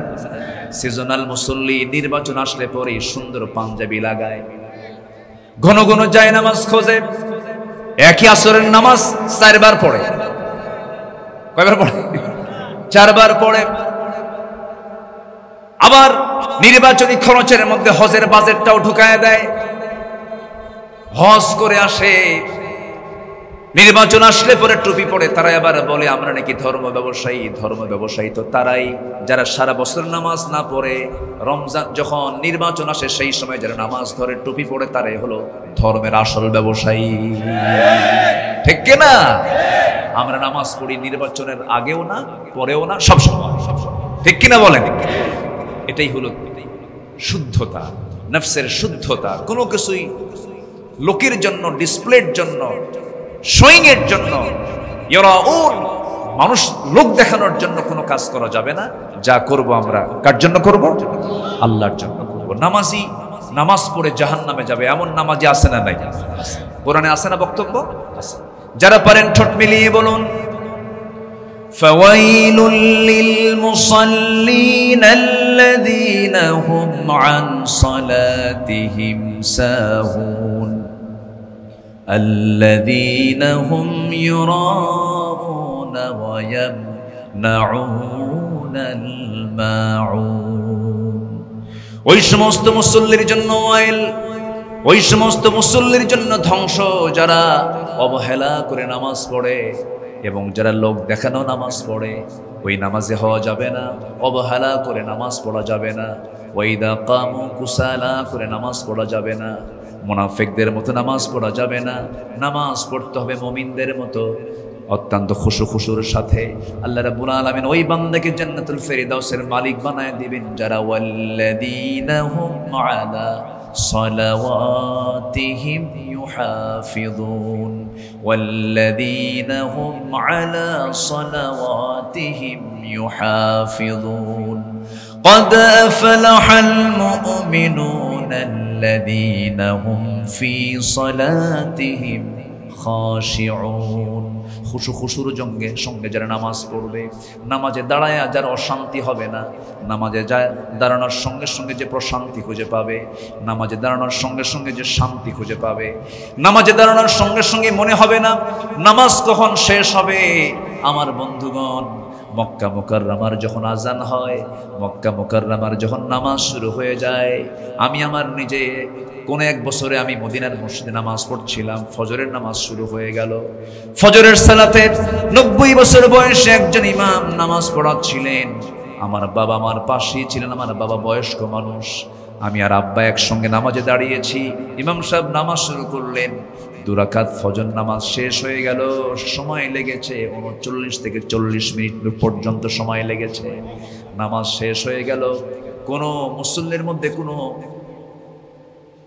বিরক্তি নাই, কোনো প্রকার কমেন্ট নাই, সবাই তৃপ্তি পাচ্ছে, চোখের পানি ফেলে ফেলে নামাজের মধ্যে কাঁদতেছে। ওই মদিনার মসজিদে ইমাম সাহেব 2 রাকাত নামাজ শেষ করতে 40 মিনিট সময় লাগালেন। আমার দেশের কোন মসজিদের ইমাম সাহেব যদি ফজরের সালাতে যদি 40 মিনিট সময় ধরে যদি 2 রাকাত নামাজ পড়ে, বলেন তো নামাজের পর কি হতে পারে? বলেন কি হতে পারে? বলেন। হ্যাঁ, নামাজ শেষ বলবো হুজুর আপনার তো কোনো কাম নাই, আমাদের তো কাম আছে। হয়তো তার ইমামতি বাতিল হয়ে যাবে, কিন্তু না না, যে নামাজের মধ্যে তৃপ্তি থাকে না, যে নামাজের মধ্যে বিরক্তি চলে আসে, এমন নামাজি প্রকৃত নামাজি এখনো হতে পারে নাই। নামাজের মধ্যে যে ব্যক্তি অমৃত স্বাদ খুঁজে পাবে, পৃথিবীর কোনো কাজ তার আর ভালো লাগবে না। রাজুলুন কলবুহু মুআল্লাকুম বিল মাসাজিদ, মসজিদের সঙ্গে লটকানো থাকে, এই দিলটা তারই তৈরি হতে পারে যে ব্যক্তি কদ আফলাহা মান তাযাক্কা, যে ব্যক্তি নফসকে শুদ্ধ করতে পেরেছে, সেই নামাজের মধ্যে মজা পেতে পারে, ইবাদতে সে মজা পেতে পারে। ইবাদতের মধ্যে একটা মজা আছে, একটা তৃপ্তি আছে। কি মনোযোগ সাহাবে কেরাম দিয়েছেন, কে না জানেন ইতিহাসগুলো। সাইয়েদনা আলী রাদিয়াল্লাহু তাআলার ইতিহাস সবার কম বেশি জানা আছে। নামাজের মধ্যে দুনিয়ার কথা মনে হলে নামাজ কবুল হবে কিনা এমন ফতোয়া জানার জন্য বেদুইন একজন এসেছেন, বেদুইন সাহাবী। আমার রাসূল নাই, সাইয়েদনা আলীকে ডাক দিয়ে বলছেন, আলী নামাজের মধ্যে মাঝে মাঝে দুনিয়ার কথা মনে হয়, নামাজ কি আমার কবুল হবে নাকি? সাইয়েদনা আলী শক্ত ফতোয়া মানলেন না, নামাজ কবুল হবে না, যাও। পাঠায়া দিলেন। কিছুক্ষণ পর আমার নবীজি এসে বলছেন, ও আলী তোমার কাছে কেউ আসছিল না? কে এসেছিল? কি বলেছো? নামাজের মধ্যে দুনিয়ার কথা মনে হলে নামাজ কবুল হবে না, তাই বলেছো নাকি? হ্যাঁ তাই বলেছি। ঠিক আছে আলী, এই মুহূর্তে আমি তোমাকে সুন্দর একটা কাজ দেব। কি কাজ বলুন? ওযু বানায়ার সঙ্গে সঙ্গে 2 রাকাত নফল নামাজ পড়বে। নামাজ শেষান্তে আমার তরফ থেকে, আমার পক্ষ থেকে সুন্দর একখানা চাদর আমি তোমাকে গিফট করব, উপহার করব। আনন্দ দেখে কে? ওযু বানালেন সাইয়েদনা আলী। ওযু বানায় নামাজে দাঁড়ায় গেলেন, রাসূল আমাকে চাদর উপহার দিবেন। খুব খুশি তিনি। নামাজ শুরু হয়ে গেছে। প্রথম রাকাতে খুব মনোযোগ দিলেন। দ্বিতীয় রাকাতে সাইয়েদনা আলী নামাজের মধ্যে তিনি তেলাওয়াত করছেন আর মনে মনে ভাবতেছেন, রাসূল আমাকে চাদরখানা দিতে চাইলেন, এই চাদরখানা মা আয়েশার ঘরের চাদর না মা হাফসার ঘরের চাদর? মনোযোগ চলে গেছে কোথায়? মন চলে গেছে কোথায়? চাদরের দিকে। নামাজ শেষ হলো। আসসালামু আলাইকুম ওয়া রাহমাতুল্লাহ, আসসালামু আলাইকুম ওয়া রাহমাতুল্লাহ। সালাম ফেরার সঙ্গে সঙ্গে নবীর চোখে আলীর চোখ পড়ে গেছে, আলীর চোখে নবীর চোখ পড়ে গেছে। আমার নবীজি মুস্কি মুস্কি হাসি মারলেন, আলীও মুস্কি মুস্কি হাসি মারেন। রাসূল বলেন, আলী হাসো কেন? হুজুর আপনি যে কারণ আমিও সেই কারণ।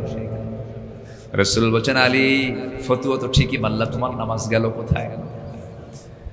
কে বলেছে নামাজ কবুল হবে না? হঠাৎ করে কোনো ভুল হয়ে গেছে তোমার, কোনো ওয়াজিব ছুটে গেছে। শেষ ওয়াক্তে এসে তাশাহুদ পড়ে ডান দিকে সালাম একটা ফিরে 2টা পেনাল্টি মেরে দাও, 2টা সহুর সেজদা মেরে দাও। ভুল নামাজ আল্লাহ পাক ঠিক বানায় নেবে। কবুল করবেন কে? কবুল করবেন কে? আল্লাহ তাআলা। আবার সে আলীর ব্যাপারে আমরা দুর্বল মনে করব না তাকে। সে আলী জিহাদের মধ্যে অংশগ্রহণ করেছেন। জিহাদে অংশগ্রহণ করে যুদ্ধ করতে গিয়ে সেই যুদ্ধের ময়দানে কাফিরদের কর্তৃক, শত্রু কর্তৃক তীর তার পায়ে বিদ্ধ হলো। পায়ের মধ্যে তীর ঢুকে গেছে। তীর যখন ঢুকে যায়, সহজে ঢুকে যায়, সহজে বের হয় না, সহজে বের করা যায় না, অপারেশনের প্রয়োজন হয়ে যায়। সাইয়েদনা আলীর প্রচন্ড কষ্ট হচ্ছিল, প্রচন্ড যন্ত্রণা হচ্ছিল। সাহাবীরা এসে বলছেন, ইয়া রাসূলুল্লাহ, আমরা সবাই তো সুস্থ আছি, কিন্তু আপনার জামাতা আলী যুদ্ধের ময়দানে তীরবিদ্ধ, পা নিয়ে এসেছে, আমাদের মাঝে খুব কষ্ট হচ্ছে, কি করা যায়? রাসূল বলেন, সাহাবীরা শোনো, আমার সাহাবী আলী, আমার জামাই আলী যখন নামাজে দাঁড়াবে, সেই সময় তোমরা তার পা থেকে টান মেরে তীরটা বের করে নেবে, নচেৎ সে তীরটা বের করতে দেবে না। ঠিক আছে হুজুর। সাইয়েদনা আলী নামাজে দাঁড়ায় গেলেন। নামাজে দাঁড়ানোর সঙ্গে সঙ্গে যখন তিনি রুকুতে চলে গেছেন, সেজদায় যখন চলে গেছেন, পিছন থেকে সাহাবায়ে কেরাম আমার নবীর পরামর্শে তার পা থেকে টান মেরে সেই তীরটা বের করতেছিলেন। সেই তীরটা টান মেরে বের করতে নেওয়ার সময় দেখা গেল রক্তগুলো গড়ে গড়ে পড়ে, গোশতগুলো ছিঁড়ে ছিঁড়ে আসে, চামড়াগুলো ছিঁড়ে ছিঁড়ে আসে। নামাজের মধ্যে সাইয়েদনা আলীর মুখ থেকে চুল পরিমাণ কোনো আওয়াজ বের হয় নাই।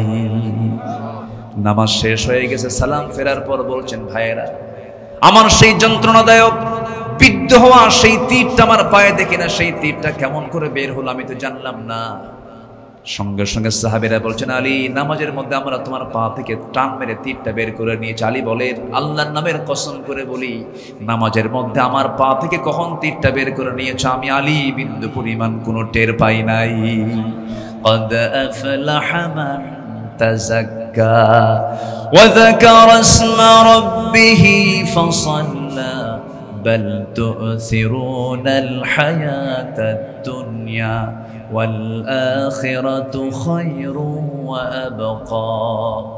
আমার বন্ধুগণ, আলীর কথা যখন চলে আসলো, আর একটা কথা বলি, যুদ্ধের ময়দানে যুদ্ধ করতে গিয়ে এক শত্রুকে তিনি ধরাশয়ী করে ফেললেন। শত্রুকে নিচে ফেলে দিয়া ওই শত্রুর বুকের উপরে বসলেন, তরবারি কোষমুক্ত করে তরবারির আঘাত দিয়ে তার বুকের মধ্যে তরবারি ঢুকায় দিবেন। এমন সময় ওই শত্রু করলো কি, সে তার মুখের মধ্যে অনেকগুলো থুতু জমা করে সেই থুতু, মুখ ভরা থুতু আলীর মুখ বরাবর মেরে দিল। মেরে দেওয়ার সঙ্গে সঙ্গে সাইয়েদনা আলী করলেন কি, বেশি রাগী না হয়ে বরঞ্চ ঠান্ডা হয়ে গেলেন। মুখে থুতু লাগার সঙ্গে সঙ্গে একদম তিনি ঠান্ডা হয়ে গেলেন। তরবারি হাত থেকে তিনি সরায়া নিলেন, মারা থেকে বিরত থাকলে আস্তে করে তার বুক থেকে উঠে দাঁড়ায় বললেন, আল্লাহর শত্রু নবীর শত্রু তোর আমি ছেড়ে দিলাম। সঙ্গে সঙ্গে বলছে, তুমি আমাকে ছেড়ে দেবার তো কথা নও, আমাকে তুমি আরো বেশি রেগে আমাকে মেরে ফেলার কথা, কিন্তু ছাড়লা কেন? সাইয়েদনা আলী বলছেন, কিছুক্ষণ আগে তুই ইসলামের দুশমন ছিলি, আল্লাহর দুশমন ছিলি, নবীর দুশমন ছিলি, কিন্তু যখন আমি তোকে মারতে নিলাম তুই তোর থুতু জমা করে যখন আমার মুখে মারলি, তখন আমার ব্যক্তিগত রাগ চলে আসছে, ব্যক্তিগত ক্রোধ চলে আসছে। এই ব্যক্তিগত রাগের প্রতিফলন যদি আমি তোর উপরে ঘটাই, কিয়ামতের দিন আমাকে খুনির কাতারে দাঁড় হতে হবে, সেই জন্য আর তোকে মারলাম না। আমার নফসের শুদ্ধতা ঠিক রাখতে গিয়ে আজকে আমি তোকে বেকসুর মুক্ত করে দিলাম। قد أفلح من تزكى وذكر اسم ربه فصلى। সব কিছু হবে কার খুশির জন্য? সব কিছু হবে কার জন্য? আল্লাহর জন্য। ইন্না সালাতি ওয়া নুসুকি ওয়া মাহইয়ায়া ওয়া মামাতি লিল্লাহি রাব্বিল আলামিন। কোনো চেহারার দিকে আমরা তাকাবো না, কোনো তন্ত্রমন্ত্রের দিকে আমরা তাকাবো না, কোনো দলের দিকে আমরা যাব না, একমাত্র দল করব কার? আমি আমার চেহারা ঘুরায় নেব কার দিকে? আরো জোরে কার দিকে?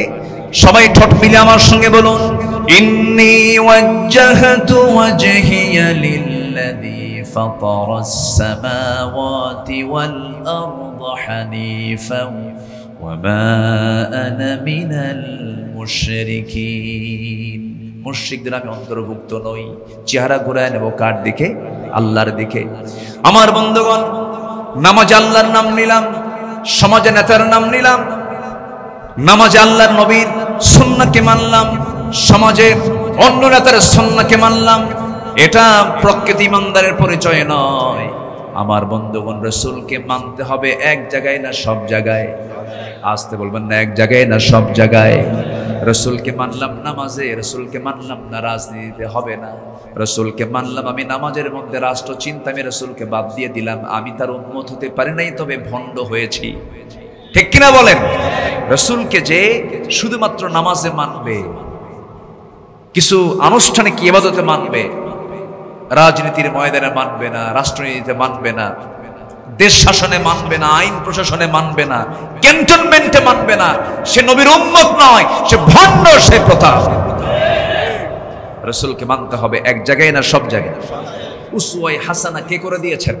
লাকাদ কানা লাকুম ফি রাসূলিল্লাহি উসওয়াতুন হাসানা। এই জায়গায় কোনো কন্ডিশন নেই, এই জায়গায় কোনো প্রকার ছাড় নেই। রাসূলকে মানবো আমরা এক জায়গায় না সব জায়গায়?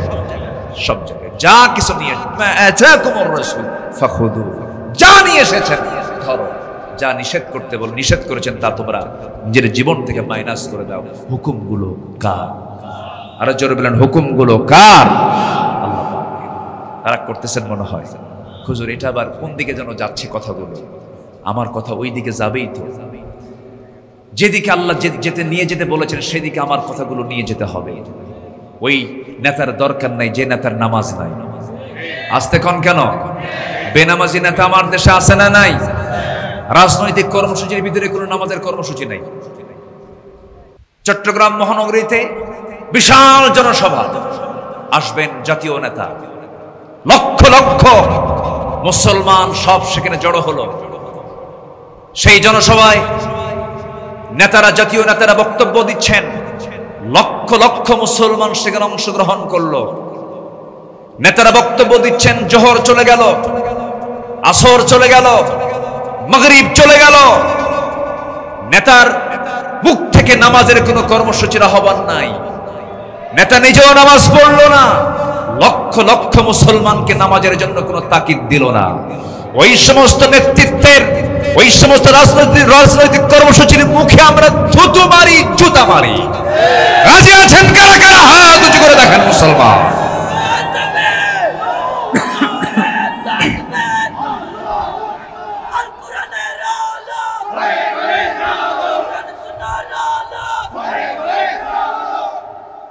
আল্লাহ কবুল করুন, জোরে বলি আমিন, আরো জোরে বলি আমিন। এই জাতি অনেক কিছু দেখেছে। দেশ স্বাধীনের আগে এই জাতি দেখেছে আইয়ুবের শাসন, কি ঠিক কিনা? আইয়ুবের শাসন দেখেছে। আইয়ুব করেছে শাসন, মুজিব দিয়েছে ভাষণ, জিয়া কেটেছেন খাল, আমাদের চাচায়ের সাদের তাল বেতাল সব দেখা শেষ। আগামীর দেশ হলো কোরআন হাদিসের বাংলাদেশ। রাজি আছেন কারা কারা? হাত উঁচু করে দেখা।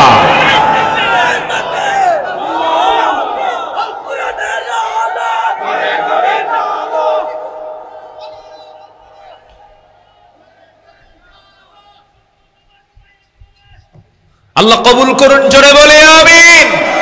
কোরআন আছে যেখানে, আমার নেতা তোমার নেতা। আল্লাহ কবুল করুন, জোরে বলে আমিন। আমার নেতা কি এক জায়গায় না সব জায়গায়? রাসূল কি এক জায়গায় না সব জায়গায়? এটা যেন মনে থাকে। এটা না মনে থাকলেই আমরা মুনাফিক হয়ে যাব। রাসূলকে শুধু নামাজে মানবো না, সব জায়গায় মানবো। আল্লাহ কবুল করুন, জোরে বলি আমিন। জিকির করব কার? নামাজ পড়ব কয় ওয়াক্ত? আল্লাহ বলেছেন ক্বাদ আফলাহা মান তাযাক্কা ওয়া যাকারা ইসমা রাব্বিহি ফাসাল্লা। জিকির করবা, আগে নফসকে শুদ্ধ করো, এরপরে জিকির করো, এরপরে আজান হলেই কিসে দাঁড়াও? নামাজে দাঁড়াও। নামাজে দাঁড়ালেই আমার সামনে কে দাঁড়ান? আসতে বলবেন না, কে দাঁড়ান? কান্নাকা তারা, আল্লাহ আমার সামনে দাঁড়িয়ে যান। আল্লাহর সঙ্গে কথা বলতে চাইলেন আপনি আল্লাহর সঙ্গে কথা বলতে চান, কোনো সমস্যা নাই। পৃথিবীর কোন নেতার নাম্বারের জন্য আপনি অস্থির হয়ে যেতেছেন, নেতা একদিন বিপদে পড়ে যাবে। কিন্তু আমি আমার আল্লাহর সঙ্গে যদি ঠিক মতো কথা বলতে পারি, আল্লাহ পাক আমাকে কিয়ামতের দিন আমাকে নাজাত দিয়ে দিবেন। এই দুনিয়াতে কোনো বান্দা যদি আল্লাহর সঙ্গে সরাসরি কথা বলতে চায়, তার নাম্বার হলো 5টা। কয়টা নাম্বার বলেন? 5টা নাম্বার। 2 4 4 3 4 2 4 4 3 4। ফজরের কয় রাকাত? জোহরের কয় রাকাত? আসরের কয় রাকাত? মাগরিবের কয় রাকাত? এশার কয় রাকাত? 2 4 4 3 4। এই 5টা নাম্বার দিয়ে যদি কেউ ভালো মতো ডায়াল করতে পারে, আল্লাহর কসম, সে আল্লাহর সঙ্গে তার সম্পর্ক তৈরি হয়ে যাবে। 5 ওয়াক্ত নামাজ পড়বেন কারা কারা? একটু হাত তুলে দেখান তো দেখি। জোরে বলি ইয়া আল্লাহ, আরো জোরে ইয়া আল্লাহ। আমাদেরকে 5 ওয়াক্ত সালাত আদায় করার তৌফিক তুমি আল্লাহ দিয়া দাও। জোরে বলি আমিন, আরো জোরে আমিন, আরো জোরে আমিন। বাড়িতে বউ আছে না নাই? আছে। বউ যদি নামাজ না পড়ে কি করবেন বলেন? কি করবেন? নামাজ পড়তেছে না, কি করবেন বলেন? একজনকে পিটাবেন। কি মারবেন? এই তো দেখতে সন্ত্রাসী কায়দা দেখতেছে। মারা যাবে না তো। ইসলাম কোথাও মারতে বলেনি, ইসলাম দরদ করতে বলেছে। বলি আলহামদুলিল্লাহ। আমার নবীর স্ত্রী কেউ মার খেয়েছে এমন কোন রেকর্ড আছে? আমার নবীর বউ কি একটা? একাধিক বউ ছিল। কোন স্ত্রীকে বলেছেন রাসূল আমাকে এরকম গালমন্দ করেছেন, আমাকে কটু কথা বলেছেন, আমাকে থাপ্পড় মেরেছেন, এমন কোন হাদিস আছে? মায়ের নির্দেশ কি আছে? নাই। মারবেন কেন? সুন্দর করে বুঝাবেন। আমার দেশের মায়েরা অনেক ভালো, অনেক নরম, তারা অনেক বিনয়ী ভাব আছে তাদের মধ্যে।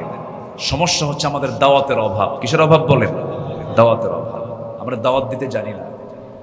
সংসার জীবন করছেন, নিজের যৌবনকে উজাড় করে দিচ্ছেন তার সামনে, অথচ আপনি তাকে দাওয়াত দিচ্ছেন না। এটা কেমন প্রথম দাওয়াত আমার রাসূল দিয়েছেন? বাহিরে না ভিতরে? পুরুষ মানুষ না মহিলা মানুষ? মহিলা মানুষ। দাওয়াতটা দেন আপনাকে। আমার নবী যদি দাওয়াত দিয়ে সফল হন, আমরা তার উম্মত, আমরা দাওয়াত দিয়ে সফল হব। আগে দাওয়াত দেন। আমার নবী সফল হয়েছেন, আমরা তার উম্মত হয়ে সফল হব না? অবশ্যই সফল হব। আমরা তো নূহের উম্মত না। আমরা কি নূহের উম্মত? তার বউ ছিল কাফেরা। লূত আলাইহিসসালামের বউ ছিল বেঈমান, তার ঈমান ছিল না। আমার নবীর কোন স্ত্রী কি বেঈমান ছিলেন? সব ঈমানদার ছিলেন।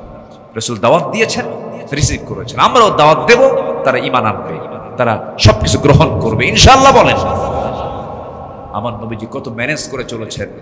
কোনদিন কাউকে কটু কথা বলেননি, কোনদিন কোন স্ত্রীকে গালমন্দ করেননি, কখনো মেজাজ খাটিয়ে একটা কথাও বলেন। একদিন শুধু আম্মা জান আয়েশা সিদ্দিকা বললেন, সাফিয়া তো খাটো। সাফিয়া কি মানে অন্য স্ত্রীর বর্ণনা দিতে নিয়ে আম্মা জান আয়েশা বলছেন ও তো একটু খাটো, খরবাক কেতির। রাসূল বললেন তোমার এই খাটো শব্দটা যদি এখন সমুদ্রে যদি ছেড়ে দেওয়া হতো, তোমার কথাটাকে লামাজাজাতহু, সমুদ্রের পানি বিবর্ণ হয়ে যেত, দুর্গন্ধ হয়ে যেত। এতটুকুন বলেছেন। তাও শব্দ, কত শব্দ চয়ন, কত সুন্দর, কি সুন্দর করে বুঝিয়ে কথা বলেছেন মুহাম্মদ সাল্লাল্লাহু আলাইহি ওয়াসাল্লাম। একদিন 4 স্ত্রী নবীর সামনে এসে বলছেন, ইয়া রাসূলুল্লাহ, একটা প্রশ্ন, কি আমাদের 4 জনের মধ্যে গন্ডগোল লাগছে। কি গন্ডগোল? এই 4 জন স্ত্রী বলতেছে, আমরা প্রত্যেকেই বলতেছে, দাবি করছি আপনি আমাকে বেশি ভালোবাসেন, ও বলে আপনি আমাকে বেশি ভালোবাসেন, কিন্তু কেউ ছাড় দিচ্ছে না, সবাই বলছে আমাকে বেশি ভালোবাসেন, কিন্তু আপনার মুখ থেকে একটু শুনতে চাই, ইয়া রাসূলুল্লাহ, আপনি সত্যি করে বলুন তো, আমরা যে 4 জন আছি এখন, এই 4 জনের মধ্যে সবচেয়ে বেশি আপনি কাকে ভালোবাসেন? বলেন তো, প্রশ্নটা কি ইজি না হার্ড? কি সহজ না কঠিন? শুধু কঠিন না মহা কঠিন? মহা কঠিন। রাসূল বললেন যে প্রশ্ন করেছে এই প্রশ্নের জবাব দিতে আমার একটু সময় লাগবে, আগামীকাল সকালে তোমাদেরকে জানাবো, তোমরা যাও। পাঠায় দিলেন। আমার নবীজি করলেন কি, রাতের আধার যখন হলো, অন্ধকার রাত, আমার নবীজি হাতের মধ্যে কিছু খেজুর নিলেন, 2টা করে ভাগ করলেন। কটা করে? 2টা করে। 2টা করে ভাগ করে, কোথায়? ও আচ্ছা, মাশাআল্লাহ। 2টা করে ভাগ করে প্রথমে আম্মা জান আয়েশার ঘরে ঢুকলেন। প্রথমে আম্মা জান আয়েশার ঘরে ঢুকলেন, ঢুকে বলছেন, ও আয়েশা, আমি তোমাকে দারুণ ভালোবাসি, তোমার সামনে আসলাম, 2টা খেজুর নিয়ে আসলাম, 2টা খেজুর তোমাকে দিলাম, তোমাকে আমি দারুণ ভালোবাসি, এই ভালোবাসার কথা জানো, দারুণ ভালোবাসি আমার স্ত্রী, আমি যে তোমাকে ভালোবাসি এই ভালোবাসার কথা যেন অন্য কোনো স্ত্রীর কানে না যায়। তৃতীয় স্ত্রীর ঘরে গেলেন, একই শব্দ চয়ন করলেন। চতুর্থ স্ত্রীর ঘরে গেলেন, একই শব্দ চয়ন করলেন, 2টা খেজুর দিয়ে আসলেন। 4 স্ত্রীকে সমানভাবে কথা বলে, একই কথা বলে তিনি চলে আসলেন। পরের দিন সকালবেলা 4 জন স্ত্রী নবীর সামনে এসে বসে পড়লেন। জি, আমাদের সামনে আজকের মহৎ আয়োজনের সম্মানিত প্রধান অতিথি, দক্ষিণ এশিয়ার বৃহত্তম ইসলামী সংগঠন বাংলাদেশ জামাত ইসলামীর অন্যতম সিপাহসালার, চট্টগ্রাম মহানগরীর সম্মানিত আমির, এক্স পার্লামেন্টারিয়ান, লোহাগড়া সাতকানিয়া মানুষের নির্বাচিত সংসদ, সাবেক সংসদ, জননেতা মজলুম আলহাজ শাহজাহান চৌধুরী, তিনি আজকের মাহফিলে এসে মাহফিলকে অলঙ্কৃত করেছেন। বলি আলহামদুলিল্লাহ। আমরা নেতৃত্ব পেতে চাই, সেই নেতৃত্ব যে নেতৃত্বের ভিতরে রাসূলুল্লাহর গন্ধ খুঁজে পাওয়া যায়। আমরা সেই ফ্লেভার যেসব ব্যক্তির মাঝে পাই, তার মধ্যে অন্যতম একজন হচ্ছেন এই চট্টগ্রামের বীর পুরুষ শাহজাহান চৌধুরী। আল্লাহ তুমি তার সকল খেদমতকে দ্বীনের জন্য কবুল আর মঞ্জুর করে নাও। সম্মানিত ভাইয়েরা, সময়ও ফুরিয়ে যাচ্ছে। যখন আমরা কোনো কাজ করতে করতে যখন ক্লান্ত হয়ে যায়, আর পারছি না, তখন কি বলি, 12টা বেজে গেছে। সময়ের চূড়ান্ত টাইম হচ্ছে 12টা, প্রায় ঘড়িটা কাটা সেই দিকেই পৌঁছে যাচ্ছে। আমিও শেষ করে দেব। আমরা ব্যর্থ হতে চাই না সফল হতে চাই? বলেন, ব্যর্থতা না সফলতা? সেই সফলতার পরামর্শ নেব আমরা পৃথিবীর কারো কাছে না আল্লাহর কাছে? আল্লাহর কাছে। এর মধ্যে সফলতার জন্য 3টা কাজ আমরা সূরাতুল আলা থেকে শিখলাম। একটা হচ্ছে নফসকে শুদ্ধ করব, জোরে বলি ইনশাআল্লাহ। যা কিছু হবে কার জন্য? আল্লাহর জন্য। জিকির করব কার? এই জিহ্বাকে সিক্ত রাখবো কার নামের জিকির দিয়া? নাম্বার 3 হলো আজান হলেই কিসে দাঁড়াবো? আজান হলেই কিসে দাঁড়াবো? আমি ব্যর্থ না সফল হব? সফল হব। আল্লাহ রাব্বুল আলামিন সফলতার কথা আরবিতে ফাইজুন বলেছেন, মুফলিহুন বলেছেন, আফলাহ বলেছেন। 10টা পন্থা যদি কোনো বান্দার মধ্যে থেকে যায় সে সফল হবে। নাম্বার 1 হলো আত্মশুদ্ধির পন্থা যদি কেউ অবলম্বন করতে চায়, মহান রব্বুল আলামিন 10 জায়গায় 10 রকম কথা বলে দিয়েছেন, 10টা কাজের কথা বলেছেন। আল্লাহ রাব্বুল আলামিন বলেন, ইয়া আইয়ুহাল্লাযীনা আমানু তুবু ইলাল্লাহি তাওবাতান নাসুহা। আত্মশুদ্ধির জন্য 10টা পন্থা, এর মধ্যে আমরা 1 নাম্বার পন্থা যেটা বলবো সেটা হলো খাঁটি মনে আমরা তওবা করব। তওবা করব কার কাছে? আসতে বলবেন না, কার কাছে? আল্লাহর কাছে। নাম্বার 2 হলো সালাত আদায় করব বিনয়ের সাথে। আমরা আত্মশুদ্ধিতার মাধ্যম খুঁজে পেলাম। নাম্বার 2 হলো সালাত। ক্বাদ আফলাহা মান তাযাক্কা ওয়া যাকারা ইসমা রাব্বিহি ফাসাল্লা বাল তু'থিরুনাল হায়াতাদ দুনিয়া। নাম্বার 3 হলো আত্মশুদ্ধিতার জন্য সিয়াম দিয়েছেন। ফরজ সিয়াম আছে, নফল সিয়াম আছে, মাসিক কিছু রোজা আছে। আত্মশুদ্ধিতার জন্য রোজাটা একটা বেস্ট মাধ্যম। আল্লাহ রাব্বুল আলামিন বলছেন, কুতিবা আলাইকুমুস সিয়াম কামা কুতিবা আলাল্লাযীনা মিন ক্বাবলিকুম লাআল্লাকুম তাত্তাকুন। নাম্বার 4 হলো আল্লাহর জিকির করা। আল্লাহ রাব্বুল আলামিন বলেন, আল্লাযীনা আমানু ওয়া তাতমাইন্নু কুলুবুহুম বিযিকরিল্লাহ আলা বিযিকরিল্লাহি তাতমাইন্নুল কুলুব। সূরাতুর রা'দ আয়াত নম্বর 28। আল্লাহর জিকির করলে পরে হৃদয়ে প্রশান্তি দিয়ে দেন কে? আসতে বলবেন না, কে প্রশান্তি দিয়ে দেন? নেতার জিকির না আল্লাহর জিকির? নেতার জিকির করা লোক আমার দেশে আছে না নাই? যারা বেশি বেশি 16 বছর নেতার জিকির করেছে, আজকে তারা জেলখানায় বসে বসে কার জিকির করে? হ্যাঁ, এখন তার নেতা নাই। তাতমাইন্নুল কুলুব, হৃদয়ের প্রশান্তি, এটা আল্লাহর পক্ষ থেকে আসবে। আল্লাহর জিকির করলে পরে সম্পদই সুখের জায়গা নয়, সুখের ঠিকানা নয়। সম্পদ দিয়ে যদি সুখ হতো, শান্তি হতো। আমার দেশের টপ লিস্টেড ধনীর তালিকায় একজন ধনী আছে, তার নামটা জাতি আজকে চিনতে পেরেছে দরবেশ নামে। জানেন না আপনারা দরবেশ নামে? জানেন না? এমন দরবেশ বাঁচার জন্য নবীজির সুন্নাহ পর্যন্ত কেটে ফেলে দিয়েছে। যার মাথা থেকে পা পর্যন্ত সব সাদা, মাথার চুল সাদা, দাড়িও সাদা, কাপড় সাদা, পাজামা সাদা, জুতাও সাদা। বাঁচার জন্য সম্পদ তাকে রক্ষা করতে পারলো না, নেতার জিকির তাকে রক্ষা করতে পারলো না। শেষ পর্যন্ত বাঁচার জন্য দাড়ি কাটলো, মাথার চুল কালো বানালো, পাজামা খুললো, লুঙ্গি পরলো, গেঞ্জি পরলো, আবার ভুল করে নৌকায় চড়লো। ভুল করে কোথায় চড়ছে? নৌকায় চড়ছে, ধরে আনছে। এত বিশাল গ্রুপ অফ ইন্ডাস্ট্রিজের মালিক, হাজার হাজার কোটি টাকার মালিক, কিন্তু শান্তি নাই, প্রশান্তি নাই। কেন? কারণ সে সারা জীবন আল্লাহর জিকির করেছে না নেতার জিকির করেছে? নেতার জিকির করেছে। আল্লাহ বলছেন, না, সব জিকির বাদ দাও, আমার জিকির ধরো, আমি তোমাকে শান্তি দেব। তাতমাইন্নুল কুলুব, হৃদয়ে প্রশান্তি পাবা। নাম্বার 5 হলো আল্লাহ রাব্বুল আলামিন বলছেন, আত্মশুদ্ধিতার জন্য তোমাকে কোরআনের সঙ্গে সম্পর্ক বাড়ায় নিতে হবে। কোরআন যখন তুমি বেশি করে সুন্দর করে তেলাওয়াত করবে, তোমার ঈমানটা বৃদ্ধি পেয়ে যাবে। যারা পারেন অতি পরিচিত আয়াত, ওয়া ইযা তুলিয়াত আলাইহিম আয়াতুহু যাদাতুহুম ঈমানা ওয়া আলা রাব্বিহিম ইয়াতাওয়াক্কালুন। জোরে বলুন আল্লাহু আকবার। ঈমান বৃদ্ধির চার্জার হলো কোরআন। কোরআন দিয়ে ঈমানকে আমরা চার্জ দিয়ে নেব, ঈমান বৃদ্ধি পেয়ে যাবে। দৈনন্দিন জীবনের তালিকায় 1 নম্বর কাজ হবে কোরআন তেলাওয়াত। ঘুম থেকে উঠবো, নামাজে তেলাওয়াত হবে, আবার আমি বসে কোরআন তেলাওয়াতটা করব।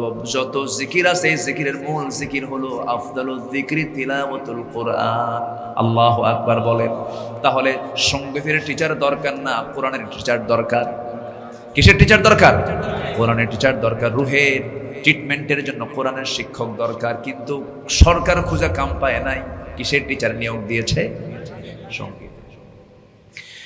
নাম্বার 6 হলো সেজদায় বেশি বেশি কান্নাকাটি করা, আত্মশুদ্ধিতার জন্য বেশি বেশি চোখের পানি ফেলা। আল্লাহ রাব্বুল আলামিন বলেন, ইয়াখিরুনা লিল আযকানি ইয়াবকুন, ইয়াখিরুনা লিল আযকানি ইয়াবকুন ওয়া ইয়াজিদুহুম খুশুআ।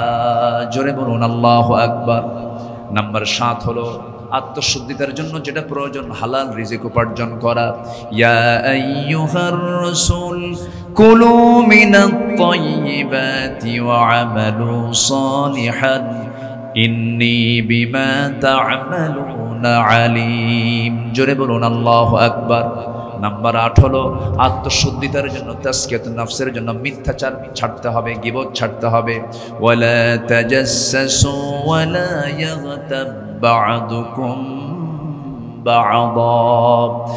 নাম্বার 9 হলো আত্মশুদ্ধিতার জন্য, নিজের নফসের পরিশুদ্ধতার জন্য সবচেয়ে গুরুত্বপূর্ণ আরেকটা দিক হলো অহংকারকে বর্জন করতে হবে। অহংকার বান্দার মধ্যে আসতেই পারে। অহংকার এমন একটা বদগুণ, হাঁটলে যেমন টের পাওয়া যায় না, পিঁপড়া যখন হাঁটে হাঁটার আওয়াজ যেমন বান্দার কানে আসে না, বান্দার মধ্যে অহংকার কখন চলে আসে বান্দা নিজেও টের পায় না। শিরিক কখন চলে আসে বান্দা নিজেও টের পায় না। এই জন্য সর্বক্ষণ একটা বিষয় মাথায় রাখতে হবে, সকল কার্যক্রমে সবসময় ভাবতে হবে আমার মতো নগণ্য গোলাম আর এই দুনিয়াতে দ্বিতীয়টা নাই। আমিত্ব থাকা যাবে না। আমিত্ব যখন ঢুকবে অহংকার গেজে বসবে। আমিত্বকে নিজের জীবন থেকে মাইনাস করতে হবে। আল্লাহ রাব্বুল আলামিন বলেন ওয়ালা তুসাইর খাদ্দাকা লিন-নাসি ওয়ালা তামশি ফিল আরদি মারহা ইন্নাল্লাহা লা ইউহিব্বু কুল্লা মুখতালিন ফখুর। জোরে বলুন আল্লাহু আকবার। সর্বশেষ হলো তাকওয়া অর্জন যার মধ্যে থাকবে সে ব্যক্তি তাজকিয়াতুন নফস, নফসের শুদ্ধতার মধ্যে সে চলে আসবে। তাকওয়া অর্জন করতে হবে। আল্লাহ রাব্বুল আলামিন সুন্দর করে বলছেন ইয়া আইয়ুহাল্লাযীনা আমানু তাকুল্লাহ হাক্কা তুকাতিহি ওয়া লা তামুতুন্না ইল্লা ওয়া আনতুম মুসলিমুন। জোরে বলুন আল্লাহু আকবার। তোমরা আল্লাহকে ভয় করো, যেমন করে ভয় করা উচিত তেমন করে ভয় করো। ভয়ের মতো ভয় করো। সাহাবে কেরামদের মধ্যে কান্নার রোল পড়ে গেল, আল্লাহ আমাদের ভয়ে বুঝি তোমার দরবারে পছন্দ হয় না, তুমি আয়াত নাজিল করে দিয়েছো। আমার রাসূলের সামনে সাহাবীরা কান্দে। রাসূল বলছেন সাহাবীরা চিন্তা করো না, ইত্তাকুল্লাহ মাস্তাতা'তুম, আয়াত নাজিল হয়েছে তোমাদের সামর্থ্য অনুযায়ী তোমরা আল্লাহকে ভয় করো। আমার বন্ধুগণ, সাহাবে কেরাম যখন কাঁদতেন কাঁদতে কাঁদতে অস্থির হয়ে যেতেন। আমার নবী যখন কাঁদতেন কাঁদতে কাঁদতে অস্থির হয়ে যেতেন। আমার নবীজির সারা জীবন যত কার্যক্রম তিনি চালিয়েছেন, দিনের বিশাল একটা সময় তিনি কান্নার মধ্যে কেটে দিয়েছেন। আম্মা জান আয়েশা সিদ্দিকা রাদিয়াল্লাহু আনহা একদিন নিজের চোখে দেখেন রাসূল সেজদায় পড়ে আছেন। ঘন্টা পার হয়, তিনি সেজদা থেকে মাথা উঠান না, নড়াচড়া নাই। চিমটি কাটলেন, রাসূল নড়ে উঠলেন। রাসূল বলছেন আয়েশা আমাকে চিমটি কাটলে কেন নামাজের ভিতরে? তিনি বলছেন ইয়া রাসূলুল্লাহ, আপনার নড়াচড়া বন্ধ দেখে ভাবলাম বুঝি আপনি সেজদার মধ্যে মারা গেছেন কিনা। আমার বন্ধুগণ, আমার নবীজির এত চোখের পানি, অথচ আল্লাহ পাক যার আগের পরে সমস্ত গুনাহগুলো মাফ করে দিয়েছেন, তাকে মাসুম করেছেন। সেই নবী যদি এত চোখের পানি ফেলতে পারেন, আমার আপনার চোখের পানি ফেলার দরকার আছে না নাই? নফস শুদ্ধ হবে যার চোখে পানি থাকে। কাঁদবো বেশি কার কাছে? আসতে বলবেন না, কার কাছে? আল্লাহর কাছে। আমার বন্ধুগণ, আজান যখন হয়ে যাবে সব কাজ বন্ধ, সব কাজ বন্ধ। হাইয়া আলাস সালাত, হাইয়া আলাল ফালাহ। নামাজের দিকে আসো, কল্যাণের দিকে আসো। সেই সময় ইমানদার ছটফট করতে থাকবে। দোকানের শাটার বন্ধ হয়ে যাবে, বিজনেসের ব্যাপারে তার কোনো খেয়াল থাকবে না। সে অধীর আগ্রহে চেয়ে থাকবে আমি কখন আল্লাহর সামনে গিয়ে দাঁড়াবো। রাজুলুন কলবুহু মুআল্লাকুম বিল মাসাজিদ। চট্টগ্রাম নগরীতে আসছি, সেখানেই নামাজ পড়বো। অমুক গ্রামে গেছে, ওখানে গিয়ে মসজিদে নামাজ পড়বো। রাজুলুন কলবুহু মুআল্লাকুম বিল মাসাজিদ। মসজিদ এক বচন, মাসাজিদ বহু বচন। যেখানেই যে মসজিদ পেয়ে যাব, আমার সেজদার জায়গায় গিয়ে নামাজটা পড়ার চেষ্টা করব। আল্লাহ বলছেন বান্দারে, যেদিন কোনো ছায়া থাকবে না, যেদিন কোনো শ্যাডো পাবে না, ছায়া পাবে না, একমাত্র আমার আরশের ছায়া ছাড়া, সে আরশে আজিমের ছায়ায় আমি তোমাকে ছায়া দেব, যার দিলটা সর্বক্ষণ মসজিদের সঙ্গে লটকানো থাকবে। যেরকম সুবহানাল্লাহ। সবাই কি নামাজ পড়তে রাজি আছে না ভাই? ইনশাআল্লাহ। নামাজের নেতৃত্ব চাই কিনা বলেন ইনশাআল্লাহ। আল্লাহ রাব্বুল আলামিন 7 শ্রেণী কার সাজিবের ছায়া জায়গা দিবেন, এর মধ্যে নামাজের কথা বলেছেন। নাম্বার 1 শুরু করেছেন বিচারপতি দিয়া। কি পতি দিয়া বলেন? বিচারপতি দিয়া। বিচারপতির দাম দুনিয়া তো সবচেয়ে কম না সবচেয়ে বেশি? এই দেশেও দেখবেন বিচারপতির দামটা সবার আগে। 1 নাম্বার বিচারপতি। নামাজি আল্লাহ পাক এটাকে 3 নম্বরে নিয়ে এসেছেন। 2 নাম্বার হলো শাবুন নাশা ফি ইবাদাতিল্লাহ। ওই যুবককে আল্লাহ পাক আরশ আজিমের ছায়ে জায়গা দিবেন, যে যুবক তার টকবগে রক্ত দিয়া তার যৌবনটাকে খারাপ কাজে না কাজে লাগিয়ে, যার যৌবনটাকে টোটালি আল্লাহর ইবাদতে লাগিয়ে দিয়েছে, আল্লাহ পাক সেই যুবককে আরশ আজিমের ছায়ে জায়গা দিয়ে দিবেন। জোরে বলি সুবহানাল্লাহ। সম্মানিত দ্বীনি ভাইরা, আসুন না, আমরা কাটায় কাটায় 12টা বেজে গেছে, আমি আর লম্বা সময় নিতে পারছি না। আমি খুবই আনন্দিত যে একজন লোকও মাহফিল থেকে উঠেন নাই, বরঞ্চ আমি লোক কিছু কম পেয়েছিলাম, আরো কিছু লোক এসে মাহফিলটাকে পরিপূর্ণ আকৃতি দান করেছেন। বলি আলহামদুলিল্লাহ। আপনাদের অংশগ্রহণ নাজাতের কারণ আল্লাহ পাক বানিয়ে দেন। জোরে বলি আল্লাহুম্মা আমিন। সম্মানিত উপস্থিতি, অনেক মেহমানকে বসিয়ে রেখে অনেক সময় আমি ক্ষেপণ করে ফেলেছি। তাদের ব্যস্ততা এখন এত বেশি, চতুর্দিকে দৌড়াতে হয়, ঘুম নেই বললেই চলে, দিন রাত জনগণের পাশে থাকতে হয় তাদেরকে। সম্মানিত ভাইয়েরা, তিনি কথা বলবেন, আজকের প্রোগ্রামের সম্মানিত বরেণ্য অতিথি মহোদয় তিনি কথা বলবেন। আমি আর কথা না বাড়িয়ে যতটুকু বলেছি, আল্লাহ রাব্বুল আলামিন আমাদের জীবনে যেন এটা বাস্তবায়ন করার তৌফিক আল্লাহ পাক দান করেন। এটা জোরে বলি আল্লাহুম্মা আমিন। আমি আমার দর্শটাকে পরিপূর্ণ করতে পারিনি, আর একটু কথা ছিল, কিন্তু সময় তো অনেক বেজে গেছে, সময় হয়ে গেছে। যতটুকু হয়েছে আমরা বলে ফেলি আলহামদুলিল্লাহ। জোরে বলি আলহামদুলিল্লাহ। আমি আর সময়টাকে বেশি ক্ষেপণ না করে সরাসরি মাইকটা মুহতারামের হাতে দিয়ে দিলাম। উনি কথা বলবেন, উনি শেষ সমাপনী কথা বলবেন। জি, আসসালামু আলাইকুম ওয়া রাহমাতুল্লাহি ওয়া বারাকাতুহু। আলহামদুলিল্লাহ। এতক্ষণ ধরে কোরআন ও হাদিসের আলোকে